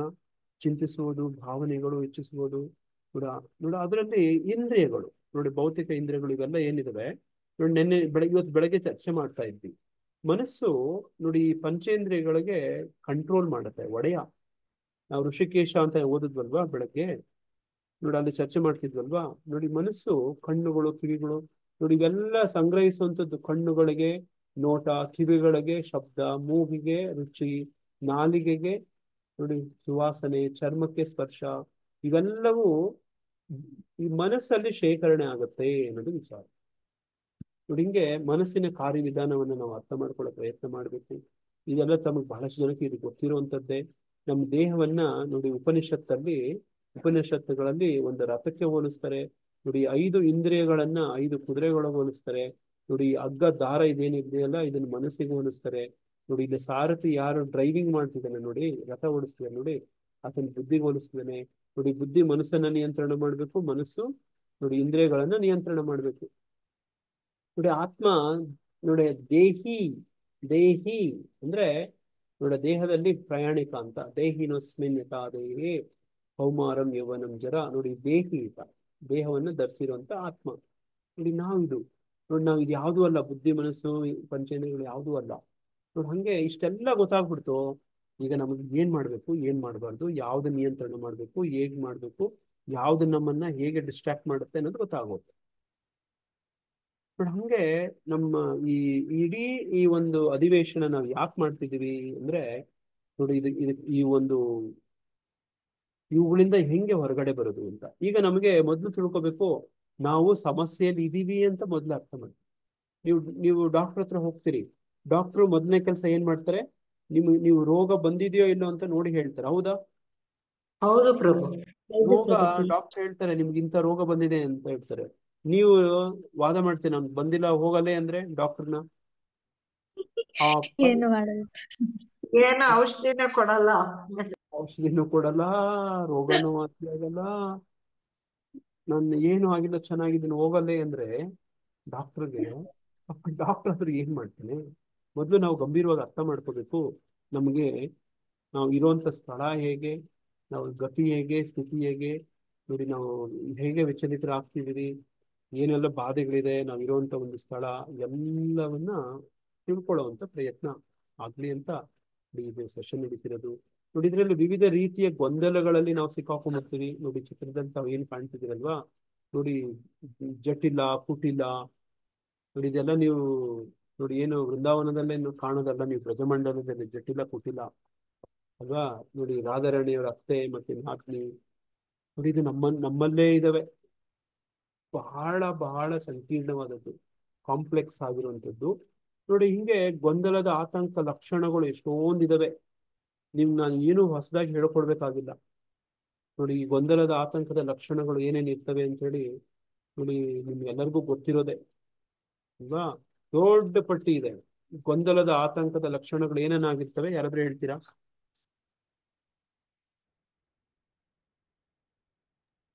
ನೋಡಿ ಅರ್ಜುನನ್ಗೆ ಗೊಂದಲದ ಆತಂಕದ ಲಕ್ಷಣಗಳಿತ್ತ ಭಗವದ್ಗೀತೆ ಪ್ರಾರಂಭ ಹೌದು ಪ್ರಭು, ಇತ್ತು ಪ್ರಭು.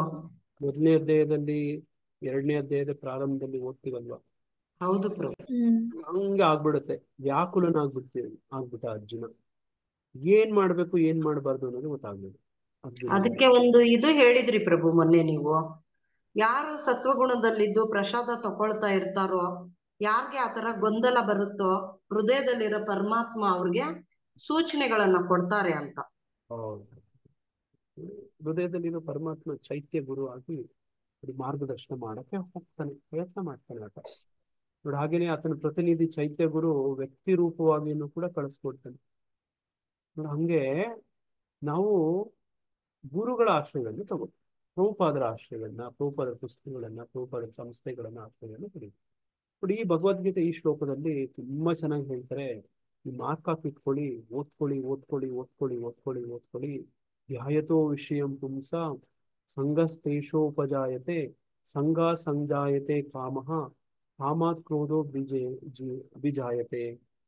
ಅಂದ್ರೆ ಇಂದ್ರಿಯಗಳ ವಸ್ತುಗಳ ಬಗ್ಗೆ ಚಿಂತಿಸುವಾಗ, ನೋಡಿ ಇಂದ್ರಿಯಗಳಿದಾವೆ, ಇಂದ್ರಿಯ ವಸ್ತುಗಳಿದ್ದಾವೆ. ನೋಡಿ ಅರ್ಥ ಮಾಡ್ಕೊಳ್ಳಿ. ನೋಡಿ ಇಂದ್ರಿಯಗಳಿದಾವೆ, ಇಂದ್ರಿಯ ವಸ್ತುಗಳಿದ್ದಾವೆ. ನಾವು ಹಿಂದೆ ಓದಿದ್ವಲ್ವಾ, ಇಲ್ಲ ಓದಿದ್ವಿ ಅಲ್ವಾ?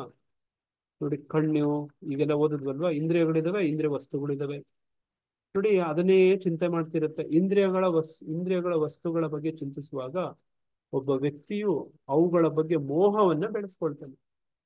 ನೋಡಿ ಎಲ್ಲಿಂದ ಶುರುವಾಗತ್ತೆ? ಮೊದಲನೇದು ಅಂದ್ರೆ ಚಿಂತನೆಯಿಂದ ಶುರುವಾಗತ್ತೆ. ಚಿಂತನೆ ಎಲ್ಲಾಗತ್ತೆ? ಎಲ್ಲಿದೆ ಚಿಂತನೆ? ಇಂದ್ರಿಯಗಳಿಂದ ಆಗುತ್ತೆ. ಮನಸ್ಸಿನಲ್ಲಿ ಅಡಿಕೊಂಡಿರುತ್ತೆ ಅಂತ ಹೇಳಿದ್ರಿ ಪ್ರಭು. ಲೇಟ್ ಮಾಡಿದೀನಿ ನೋಡಿ. ಚಿಂತನೆಗಳೆಲ್ಲ ಎಲ್ಲಿ ಸೇರ್ಕೊಂಡಿರ್ತವೆ ಅಂದ್ರೆ ಮನಸ್ಸಲ್ಲಿ ಇರ್ತವೆ. Thinking, feeling and desiring. ನೋಡಿ ಇಂದ್ರಿಯಗಳು ಇಂದ್ರಿಯ ವಸ್ತುಗಳನ್ನ ನೋಡ್ತವೆ, ಅವುಗಳಿಗೆ ಚಿಂತನೆಗಳು ಬರ್ತವೆ. ನೋಡಿ ನೋಡಿ ಹೆಂಗೆ ಯಾವ ಮಟ್ಟಕ್ಕೆ ಹೋಗುತ್ತೆ ಅಂದ್ರೆ, ಒಬ್ಬ ವ್ಯಕ್ತಿಯು ಅವುಗಳ ಬಗ್ಗೆ ಮೋಹವನ್ನ ಬೆಳೆಸ್ಕೊಳ್ತಾನೆ. ಅದಕ್ಕೆ ನನ್ಗೆ ಬೇಕು ಬೇಕು ಬೇಕು ಬೇಕು ಅಂತಾನೆ. ಧ್ಯಾಯತೋ ವಿಷಯ ಪುಂಸ ಸಂಗಸ್ತೇಷೋಪಜಾಯತೆ. ನೋಡ ಅವು ಮೋಹವನ್ನ ಬೆಳೆಸ್ಕೊತಾನೆ ಅದ್ರ ಮೇಲೆ. ನೋಡಿ ನೋಡಿ ಈ ಭೌತಿಕ ಪ್ರಪಂಚದಲ್ಲೂ ನೋಡಿ ಒಬ್ಬ ಯುವಕ ಯುವತಿ ಪರಸ್ಪರ ಭೇಟಿಯಾದಾಗ ನೋಡ್ತಾರೆ. ನೋಡಿ ಮನ್ಮಥ ಕಣ್ಣು ಬಾಣ ಎಲ್ಲ ನಿಮ್ಗೆ ಓದಿ ಬಿಡ್ಬೇಕು. ನೋಡಿ ಅವ್ನು ಮೊದ್ಲು ನೋಡ್ತಾರೆ, ಆಕರ್ಷಿತರಾಗ್ತಾರೆ. ನೋಡಿ ಒಬ್ರಿಗೊಬ್ರು ಮೋಹ ಬೆಳೆಸ್ಕೋತಾರೆ. ನೋಡಿ ಹಂಗೆ ಒಬ್ಬ ವ್ಯಕ್ತಿಯು ಅವುಗಳ ಬಗ್ಗೆ ಮೋಹವನ್ನ ಬೆಳೆಸ್ಕೋತಾನೆ. ನೋಡಿ ಯಾರೋ ಒಬ್ಬ ರೋಡಲ್ಲಿ, ನನ್ನ ಫ್ರೆಂಡ್ ಒಬ್ಬ ಇದ್ದ ರೋಡಲ್ಲಿ, ನೋಡಿ ಎಲ್ಲೋದ್ರಿಂದ ಒಳ್ಳೆ ಕಾರುಗಳು ನೋಡಿದ್ರೆ ಈ ಕಾರ್ ನಾನು ತಗೋಬೇಕು ಅಂತ ಆಸೆ ಆಗಿದೆ. ಒಳ್ಳೆ ಕಾರುಗಳು ನೋಡಿದ್ರೆ ತಗೋಬೇಕು. ನೋಡಿ ಹಂಗೆ ಆ ಕಾರನ್ನು ತಗೋಬೇಕು ಅಂತ ಮೋಹವನ್ನ ಬೆಳೆಸ್ಕೊಳ್ಳೋದು. ಅಂತ ಮೋಹದಿಂದ ಏನಾಗುತ್ತೆ? ಕಾಮವು ಬೆಳೆಯುತ್ತದೆ. ನೋಡಿ ಕಾಮದಿಂದ ಏನಾಗುತ್ತೆ? ಆ ಕಾಮದಿಂದ ಕ್ರೋಧ ಬರುತ್ತೆ. ಯಾಕೆ ಕ್ರೋಧ ಬರುತ್ತೆ? ಅದ್ ಸಿಗ್ಲಿಲ್ಲ ಅಂದಾಗ ಕ್ರೋಧ. ನೋಡಿದ್ದೆಲ್ಲ ಸಿಗುತ್ತಾ? ಕಣ್ಣಿಗೆ ಕಾಣಿಸಿದೆಲ್ಲ ಸಿಕ್ಬಿಡುತ್ತಾ ನಮಗೆ? ಸಿಗಲ್ಲ ಪ್ರಭುಜಿ. ನೋಡಿ ಹಂಗೆ ಕ್ರೋಧ ಬರುತ್ತೆ. ನೋಡಿ ಮಕ್ಕಳನ್ನು ಕೂಡ ನೋಡ್ಬೋದು ನೀವು. ನೋಡಿ ಮೊಬೈಲ್ ನೋಡ್ತಾರೆ, ಮೊಬೈಲ್ ನನಗೆ ಬೇಕು ಅನ್ಸುತ್ತೆ ಮಕ್ಕಳಿಗೆ. ಯಾಕಂದ್ರೆ ಅಷ್ಟೊಂದು ಅಟ್ರಾಕ್ಷನ್ ಇರುತ್ತೆ ಅದ್ರೊಳಗಡೆ. ಏನೇನೋ ವಿಡಿಯೋಗಳು, ಏನೇನೋ ಹಾಡುಗಳು. ನೋಡಿ ಅದು ಬೇಕು ಅನ್ಸುತ್ತೆ. ಕೊಡಿಸ್ತಾ ಇದ್ರೆ ಮಕ್ಕಳು ನೋಡಿರ್ತೀರಾ, ಅವ್ರ ಕೋಪ ಬರುತ್ತೆ. ನೋಡಿ ನಮ್ಮ ಮನೆಯಲ್ಲಿ ಒಂದು ಪುಟ್ಟ ಮಗು ಇರುವುದು, ಎತ್ತಿಕೊಳ್ಳದೆ ಹೋದರೆ ಅದಕ್ಕೆ ಕೋಪ ಬರುವುದು, ಕೋಪ ಬಂದು ತನ್ನ ಮೈಯ ಪರಿಚಿಕೊಳ್ಳುವುದು. ನೋಡಿ ಹಿಂಗೆ ಕ್ರೋಧ ಬರುತ್ತೆ ಅಲ್ವಾ? ಕಾಮದಿಂದ ಕ್ರೋಧ. ನೋಡಿ ಅಲ್ಲಿಗೆ ಬಂದು ಕ್ರೋಧ ಅಲ್ಲೇ ನಿಂತು ಹೋಗ್ಬಿಡುತ್ತಾ? ಕ್ರೋಧ ಏನಾಗುತ್ತೆ? ಕ್ರೋಧದಿಂದ ಸಂಪೂರ್ಣ ಭ್ರಮೆ ಉಂಟಾಗುತ್ತೆ. ಕ್ರೋಧಾತ್ ಭವತಿ ಸಮೋಹ, ಸಮೋಹಾತ್ ಸ್ಮೃತಿ ವಿಭ್ರಮಃ. ನೋಡಿ ಹಂಗೆ ಕೋಪದಿಂದ ಏನಾಗುತ್ತೆ ಅಂದ್ರೆ ಸಂಪೂರ್ಣ ಭ್ರಮೆ ಉಂಟಾಗತ್ತೆ. ಮತ್ತು ಭ್ರಮೆಯಿಂದ ಏನಾಗತ್ತೆ ಅಂದ್ರೆ ನೆನಪಿನ ಗೊಂದಲ ಉಂಟಾಗತ್ತೆ. ಹಳೆದೆಲ್ಲ ಮರ್ತು ಬಿಡ್ತೀವಿ. ಬುದ್ಧಿ ನಾಶ ಆಗುತ್ತೆ ನೋಡಿ ಬುದ್ಧಿ ನಾಶ ಆಗತ್ತೆ.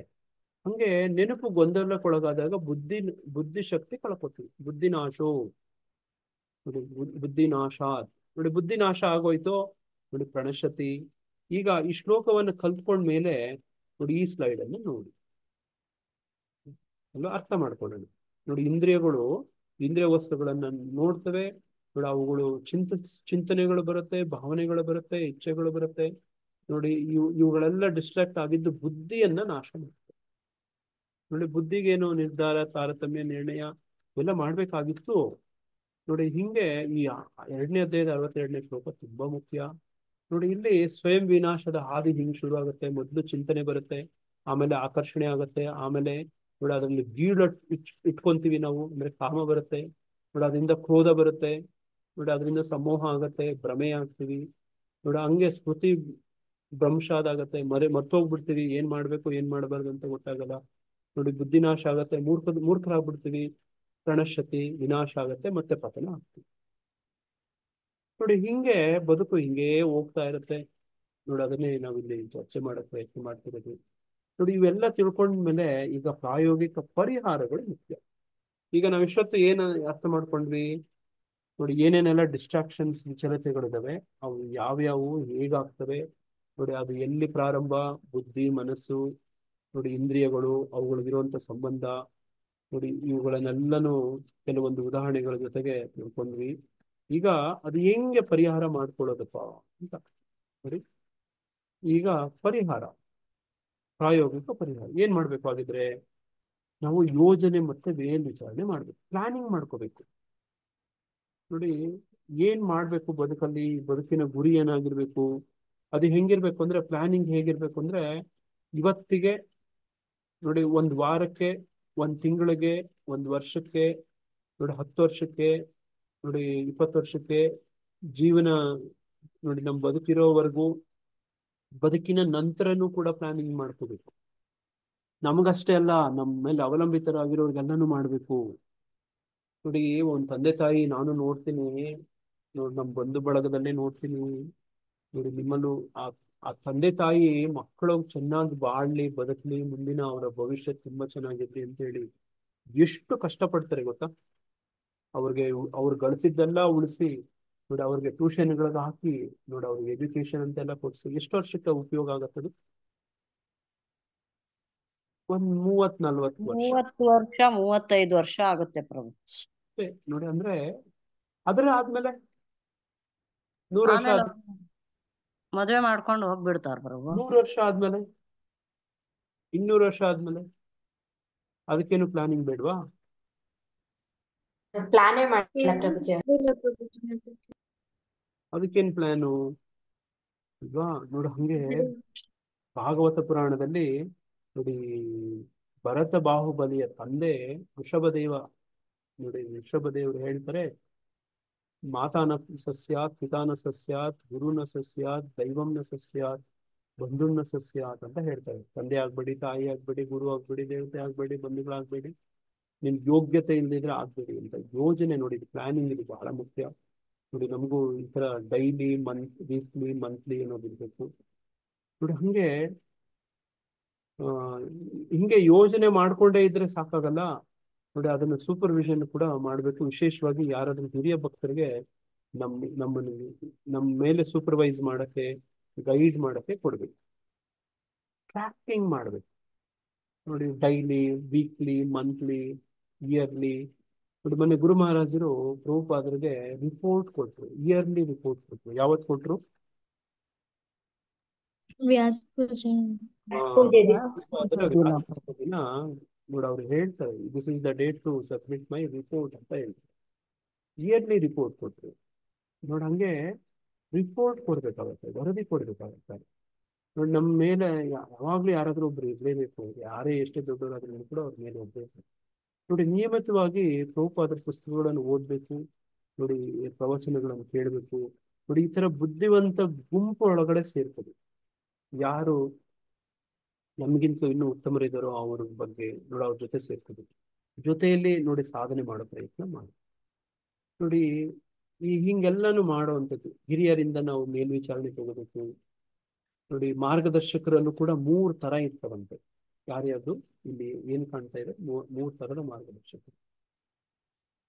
ಯಾರ್ಯಾರು? ನೋಡಿ ಹಿರಿಯ ನಮ್ಮದು ಮೇಲ್ವಿಚಾರಣೆ. ನೋಡಿ 3 ತರ ಇದನ್ನ ಭಗವದ್ಗೀತೆಯಲ್ಲಿ ನೋಡಿ ಉಪದೇಶಾಮೃತದಲ್ಲಿ ಹೇಳ್ತಾರೆ, ನೆಕ್ಟರ್ ಆಫ್ ಇನ್ಸ್ಟ್ರಕ್ಷನ್ ಅಲ್ಲಿ. ನೋಡಿ ನಮ್ಮ ಜೂನಿಯರ್ಸ್ ಜೊತೆ ನಾವು ಹೆಂಗ್ ನೋಡ್ಕೋಬೇಕು, ನಮ್ಮ ಸಮಾನರ ಜೊತೆ ಈಕ್ವಲ್ಸ್ ಜೊತೆ ಹೆಂಗ್ ನೋಡ್ಕೋಬೇಕು, ನಮ್ಮ ಸೀನಿಯರ್ಸ್ ಜೊತೆ ಹೆಂಗ್ ನೋಡ್ಕೋಬೇಕು ಅಂತ. ನೋಡಿ ಸೀನಿಯರ್ಸ್ ಇಂದ ನಾವು ಮೇಲ್ವಿಚಾರಣೆಗೆ ಒಳಪಡ್ತೇವೆ. ನೋಡಿ ಅವ್ರಿಗೆ ನಾವು ರಿಪೋರ್ಟ್ಸ್ ಕೊಡ್ಬೇಕು. ನೋಡಿ ಅವ್ರಿಗೆ ನಾವು ನೋಡಿ ವಾರದ್ದು ತಿಂಗಳದ್ದು ಈ ಥರದೆಲ್ಲನೂ ಅವ್ರಿಗೆ ರಿಪೋರ್ಟಿಂಗ್ ಮಾಡಿದ್ರೆ ನೋಡಿ ಅಲ್ಲಿ ನೋಡಿ ಮಾರ್ಗದರ್ಶನ ಸಿಗತ್ತೆ. ಪ್ರಸ್ತುತ ನನ್ನ ಬದುಕು ಹಿಂಗಿದೆ, ಈಗ ಏನ್ ಮಾಡ್ಬೇಕು.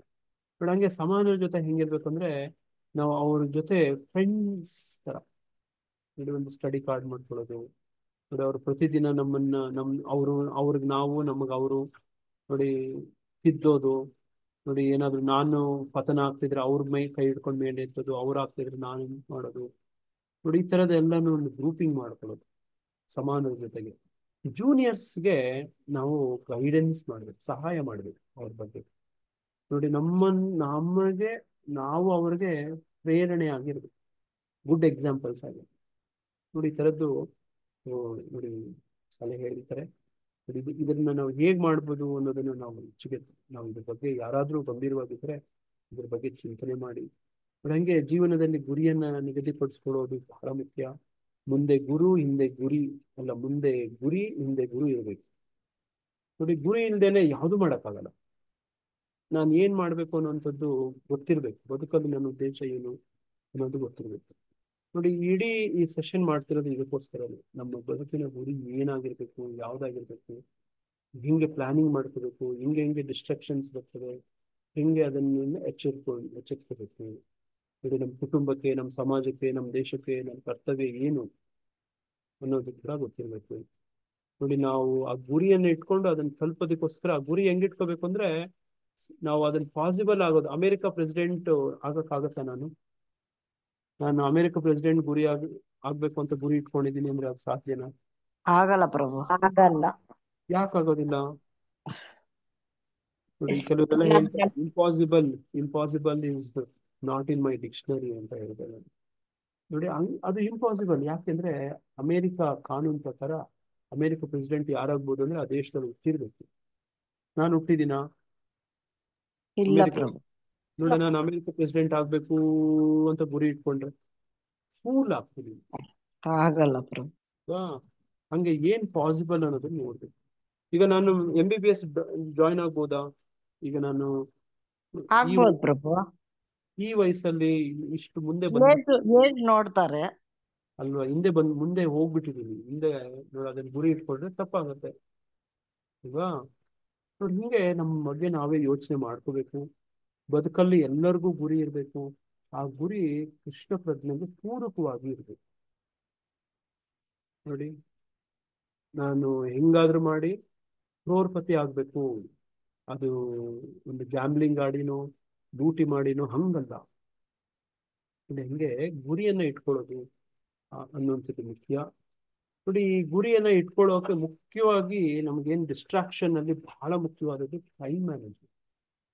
ನೀವು ಕೇಳ್ತೀರಿ, ನಾವು ಆನ್ಲೈನ್ ಕ್ಲಾಸಿಗೆ ಬನ್ನಿ ಸಮಯ ಇಲ್ಲ ಅಂತಾರೆ, ಟೆಂಪಲ್ಗೆ ಬನ್ನಿ ಸಮಯ ಇಲ್ಲ ಅಂತಾರೆ, ಭಗವದ್ಗೀತಾ ಪುಸ್ತಕ ಓದಿ ಅಂತೀರಿ ಸಮಯ ಇಲ್ಲ ಅಂತಾರೆ. ಹೇಳಿದಿರ ಈ ತರ? ಹೌದು ಪ್ರಭು, ಹೇಳೋದೇ ಅದೇನೆ, ಟೈಮೇ ಇಲ್ಲ. ನೋಡಿ ಯಾಕಂಗ್ ಟೈಮ್ ಇಲ್ಲ ಅಂತ ಆಗತ್ತೆ ಅಂತ ಹೇಳಿ ಇವಾಗ ತಿಳ್ಕೊಳ್ಳೋ ಪ್ರಯತ್ನ ಮಾಡೋಣ ಕೆಲವು ನಿಮಿಷಗಳಲ್ಲಿ. ನೋಡಿ ಇದು ಹೆಂಗೆ ಸಮಯ ನಿರ್ಣಯ ಮಾಡೋದು ಅನ್ನೋದು ಕೂಡ ನಮ್ಗೆ ತುಂಬಾ ಮುಖ್ಯ. ನೋಡಿ ನಮ್ಮ ಸಮಯವನ್ನ ಈ ತರ 4 ಭಾಗವನ್ನಾಗಿ ಮಾಡ್ತದೆ. ನೀವು ಇದೇನು ಚಿತ್ರದಲ್ಲಿ ಕಾಣ್ತಿದ್ದೀರಲ್ವ? ನೋಡಿ ಇಲ್ಲಿ ಮುಖ್ಯವಾದದ್ದು ನೋಡಿ ತುಂಬಾ ಮುಖ್ಯವಾದ ಇರುವಂತದ್ದು 2 ಭಾಗ, ಇಂಪಾರ್ಟೆಂಟ್ ಅಂಡ್ ನಾಟ್ ಇಂಪಾರ್ಟೆಂಟ್. ನೋಡಿ ತುಂಬಾ ಪ್ರಮುಖವಾದದ್ದು, ಪ್ರಮುಖತೆ ಇಲ್ಲದೆ ಇರೋದು. ನೋಡಿ ಇಂಪಾರ್ಟೆಂಟ್ ಆಗಿರೋವುಗಳನ್ನ ನೋಡಿ ಇಲ್ಲಿ 4 ನೋಡಿ ಇಲ್ಲಿ ಕೋಷ್ಟಕಗಳು, ನೋಡಿ ಇಲ್ಲಿ ಮ್ಯಾಟ್ರಿಕ್ಸ್, ಇವುಗಳನ್ನ ಭಾಗ ಮಾಡ್ಕೊಂಡಿದೆ. ನೋಡಿ ಇಲ್ಲಿ ಮೊದಲನೇ ಕ್ವಾಡ್ರೆಂಟ್, 2ನೇದು, ನೋಡಿ ಇಲ್ಲಿ 3ನೇದು, ಇದು 4ನೇದು. ನೋಡಿ ಇಲ್ಲಿ ಕ್ವಾಡ್ರೆಂಟ್ 1 ಇದರಲ್ಲಿ ಏನಂತ ಯಾವ್ದನ್ನ ಮಾಡ್ಬೇಕಂದ್ರೆ ಅರ್ಜೆಂಟ್ ಅಂಡ್ ಇಂಪಾರ್ಟೆಂಟ್ ಗಳನ್ನ ಇದರಲ್ಲಿ ಇಟ್ಕೋಬೇಕು. ಅರ್ಜೆಂಟ್ ಅಂಡ್ ಇಂಪಾರ್ಟೆಂಟ್ ನೋಡಿ ಬಹಳ ಮುಖ್ಯ ಆಗಿರುತ್ತೆ, ಮತ್ತೆ ಅರ್ಜೆಂಟ್ ಕೂಡ ಇರುತ್ತೆ. ಈ ನೋಡಿ ಇವತ್ತು ನಾಳೆ ನಮ್ಗೆ ಎಕ್ಸಾಮ್ ಇರುತ್ತೆ, ಅದು ಇಂಪಾರ್ಟೆಂಟ್ ಅಲ್ವೋ? ನನ್ ನಾಳೆ ಎಕ್ಸಾಮ್ ಇರುತ್ತೆ, ಭಕ್ತಿಶಾಸ್ತ್ರಿ ಎಕ್ಸಾಮ್ ಇರುತ್ತೆ, ತುಂಬಾ ಇಂಪಾರ್ಟೆಂಟ್ ಪ್ರಭು. ತುಂಬಾ ಇಂಪಾರ್ಟೆಂಟ್ ಮತ್ತೆ ಅರ್ಜೆಂಟ್. ಅವತ್ತಿನ ದಿನ ನಾನು ಫಿಲಮ್ಗೆ ಹೋದ್ರೆ ನೋಡಿ, ಎಲ್ಲೋ ಒಂದು ಕೀರ್ತನೆಗೆ ಹೋದ್ರೆ ನೋಡಿ, ಎಲ್ಲೋ ಒಂದು ಮೋಜು ಮಸ್ತಿಗೆ ಹೋದ್ರೆ ಅಲ್ವಾ, ಅದು ತಪ್ಪು ಪ್ರಭು. ನೋಡಿ ಆ ಅದು ತರ ಥಿಂಕಿಂಗ್ ಮಾಡಿದ್ರೇನು ತಪ್ಪೇ. ಅರ್ಜೆಂಟ್ ಇರುತ್ತೆ, ಇಂಪಾರ್ಟೆಂಟ್ ಇರುತ್ತೆ. ನೋಡಿ ಇದು ಒಂದ್ ತರದ್ದು. ಎರಡನೇ ತರದ್ದು ನಾಟ್ ಅರ್ಜೆಂಟ್ ಆದ್ರೆ ಇಂಪಾರ್ಟೆಂಟ್. ನೋಡಿ ತುಂಬಾ ಅರ್ಜೆಂಟ್ ಅಲ್ಲ ಆದ್ರೆ ಇಂಪಾರ್ಟೆಂಟ್. ನೀವು ಅಸೈನ್ಮೆಂಟ್ಸ್ ಎಲ್ಲ ಬರೀತೀರಲ್ವಾ, ಮೊದಲೇ ಬರ್ದ್ಬಿಟ್ಟಿರ್ತೀರಿ, ಒಂದ್ ತಿಂಗಳು ಮೊದಲೇ ನೀವು ಅಸೈನ್ಮೆಂಟ್ ಎಲ್ಲ ಬರ್ದ್ಬಿಟ್ಟಿರ್ತೀರಿ. ಅದು ಇಂಪಾರ್ಟೆಂಟ್, ಅಸೈನ್ಮೆಂಟ್ ಬರೆಯೋದು ಇಂಪಾರ್ಟೆಂಟ್ ಅಲ್ವಾ? ಇಂಪಾರ್ಟೆಂಟ್ ಪ್ರಭು. ಇಂಪಾರ್ಟೆಂಟ್. ಆದ್ರೆ ಇನ್ನೂ ಒಂದ್ ತಿಂಗಳು ಟೈಮ್ ಇರುತ್ತೆ, ಅರ್ಜೆಂಟ್ ಇಲ್ಲ ಅಲ್ವಾ? ಆದ್ರೂ ಒಳ್ಳೆ ಕೆಲ್ಸ ಫಸ್ಟ್ ಮಾಡ್ಬೇಕು. ಹಾ ನೋಡಿ, ಅದನ್ನೇ ಕ್ವಾಡ್ರೆಂಟ್ 2 ಅಂತ ಹೇಳೋದು. Not urgent but important. ನೋಡಿ ಅರ್ಥ ಮಾಡ್ಕೊಳ್ಳೋಣ, ನಿಧಾನಕ್ಕೆ ಅರ್ಥ ಮಾಡ್ಕೊಳ್ಳಿ. ನೋಡಿ ಮೂರನೇ ಕ್ವಾಡ್ರೆಂಟ್ ಏನಂದ್ರೆ ತುಂಬಾ ಅರ್ಜೆಂಟ್ ಇರುತ್ತೆ ಆದ್ರೆ ಇಂಪಾರ್ಟೆಂಟ್ ಇರೋದಿಲ್ಲ. ನೋಡಿ ಇಂಪಾರ್ಟೆಂಟ್ ಇರೋದಿಲ್ಲ, ಕೆಲವೆಲ್ಲ ಅರ್ಜೆಂಟ್ಗಳು ಇರ್ತವೆ. ಯಾರಾದ್ರೂ ಉದಾಹರಣೆ ಹೇಳ್ತೀರಾ? ಅರ್ಜೆಂಟು ಆದ್ರೆ ಇಂಪಾರ್ಟೆಂಟ್ ಅಲ್ಲ. ಅರ್ಜೆಂಟು ಆದ್ರೆ ಇಂಪಾರ್ಟೆಂಟ್ ಅಲ್ಲ. ಅಂದ್ರೆ ನಾವ್ ಇವಾಗ ಫಿಲಮ್ಗೆ ಹೋಗ್ಬೇಕಂತ ಇರ್ತೀವಿ, ಅರ್ಜೆಂಟ್ ಅಂದ್ರೆ ಅದೇನ್ ಇಂಪಾರ್ಟೆಂಟ್ ಇಲ್ಲ ಪ್ರಭು. ಹೌದು ಕರೆಕ್ಟ್ ಆಗಿ. ನೋಡಿ ಈ ತರದ್ದು ನಮ್ಮ ಬದುಕಲ್ಲಿ ಬಹಳಷ್ಟು ಬರ್ತವೆ. ವೇಸ್ಟ್, ನಾವು ಅದಕ್ಕೆ ಇಂಪಾರ್ಟೆಂಟ್ ಕೊಟ್ಬಿಡ್ತೀವಿ. ಕ್ವಾಡ್ರೆಂಟ್ 3 ನೋಡಿ, ಅದಕ್ಕೆ ಅರ್ಜೆಂಟ್ ಆಗಿ ಎಲ್ಲ ನಾನು ನೋಡ್ತೀನಿ, ಏನೇನೋ ಮಾಡ್ತಿರ್ತಾರೆ. ನಾನು ಕೇಳಿದ್ರೆ ಇದು ಬೇಕಾ ಅಂದ್ರೆ ಅದು ಆಕ್ಚುಲಿ ಬೇಕಾಗಿರೋದು. ಬಹಳಷ್ಟು ಇರ್ತವೆ ಈ ತರದ ವಿಷಯಗಳು. ನೋಡಿ ನಿಮ್ ಬದುಕಲ್ಲಿ ಹಂಗೆ ಹುಡ್ಕೊಳ್ಳಿ. ಬಹಳಷ್ಟು ಸಮಯ ಇದರಲ್ಲೇ ಹೋಗ್ತಾ ಇರುತ್ತೆ. ಈಗ ಆಮೇಲೆ ನೋಡ್ತೀವಿ ನಾವು ಇದನ್ನ. ನೋಡಿ 4ನೇ ಕ್ವಾಡ್ರೆಂಟ್ ಏನಂದ್ರೆ ನಾಟ್ ಅರ್ಜೆಂಟ್ ನಾಟ್. ನೋಡಿ ಇದಕ್ಕೆ ನಾವು ತುಂಬಾ ಸಮಯವನ್ನ ಕೊಡ್ತೀವಿ. ನೋಡಿ ಇದಕ್ಕೆ ನೋಡಿ ಹಿಂಗೆ ವಿಭಾಗ ಮಾಡ್ಕೊಳ್ಳೋದು. ನೋಡಿ ಈಗ ನಾವೇನ್ ಮಾಡ್ಬೇಕು ಅಂದ್ರೆ ನೋಡಿ, ಮೊದಲನೇದನ್ನ ಮ್ಯಾನೇಜ್ ಮಾಡ್ಬೇಕು. ಇಂಪಾರ್ಟೆಂಟ್ ಅಂಡ್ ಅರ್ಜೆಂಟ್ ಅಂತ ಏನಿರುತ್ತೆ, short term crisis and problems ಇರುತ್ತೋ ಇದನ್ನ ಮ್ಯಾನೇಜ್ ಮಾಡ್ಬೇಕು, ಏನಾದ್ರೂ ಮಾಡಿ ನಿಭಾಯಿಸ್ಬೇಕು. ಅರ್ಜೆಂಟ್ ಇರುತ್ತೆ, ಇಂಪಾರ್ಟೆಂಟ್ ಇರುತ್ತೆ. ನೋಡಿ ಈಗ ಪಕ್ಕದ ಮನೆಯಲ್ಲಿ ಯಾರಿಗೋ ಒಬ್ಬನಿಗೆ ಅಪಘಾತ ಆಗ್ಬಿಟ್ಟಿರುತ್ತೆ, ಆತನನ್ನು ಹಾಸ್ಪಿಟಲೈಸ್ ಮಾಡ್ಬೇಕು. ಅದು ಅರ್ಜೆಂಟ್ ಅಂಡ್ ಇಂಪಾರ್ಟೆಂಟ್ ವರ್ಗಕ್ಕೆ ಬರುತ್ತಾ? ಹೌದು ಪ್ರಭು. ಹೌದು ಪ್ರಭು. ಹೌದು ಹೌದು ಇಂಪಾರ್ಟೆಂಟ್. ಇಂಪಾರ್ಟೆಂಟ್ ಅಂಡ್ ಅರ್ಜೆಂಟ್ ಇರುತ್ತೆ. ನೋಡಿ ಎರಡನೇದ್ರ ಬಗ್ಗೆ ಏನ್ ಮಾಡ್ಬೇಕಂದ್ರೆ ನಾವು ಫೋಕಸ್ ಮಾಡ್ಬೇಕು.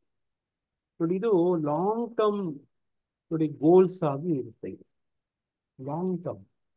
ನೋಡಿ ಈಗಲ್ಲ, ಮುಖ್ಯ ನೋಡಿ, ಅದು ಮುಖ್ಯನೇ ಅದು, ಆದ್ರೆ ಅರ್ಜೆಂಟ್ ಅಲ್ಲ. ನೋಡಿ ನಮ್ಮ ಬದುಕಲ್ಲಿ ಬಹಳಷ್ಟು ಎಲ್ಲಿ ಹಾಕ್ಬೇಕು ಅಂದ್ರೆ ನೋಡಿ ಇಲ್ಲಿ ಹಾಕ್ಬೇಕು.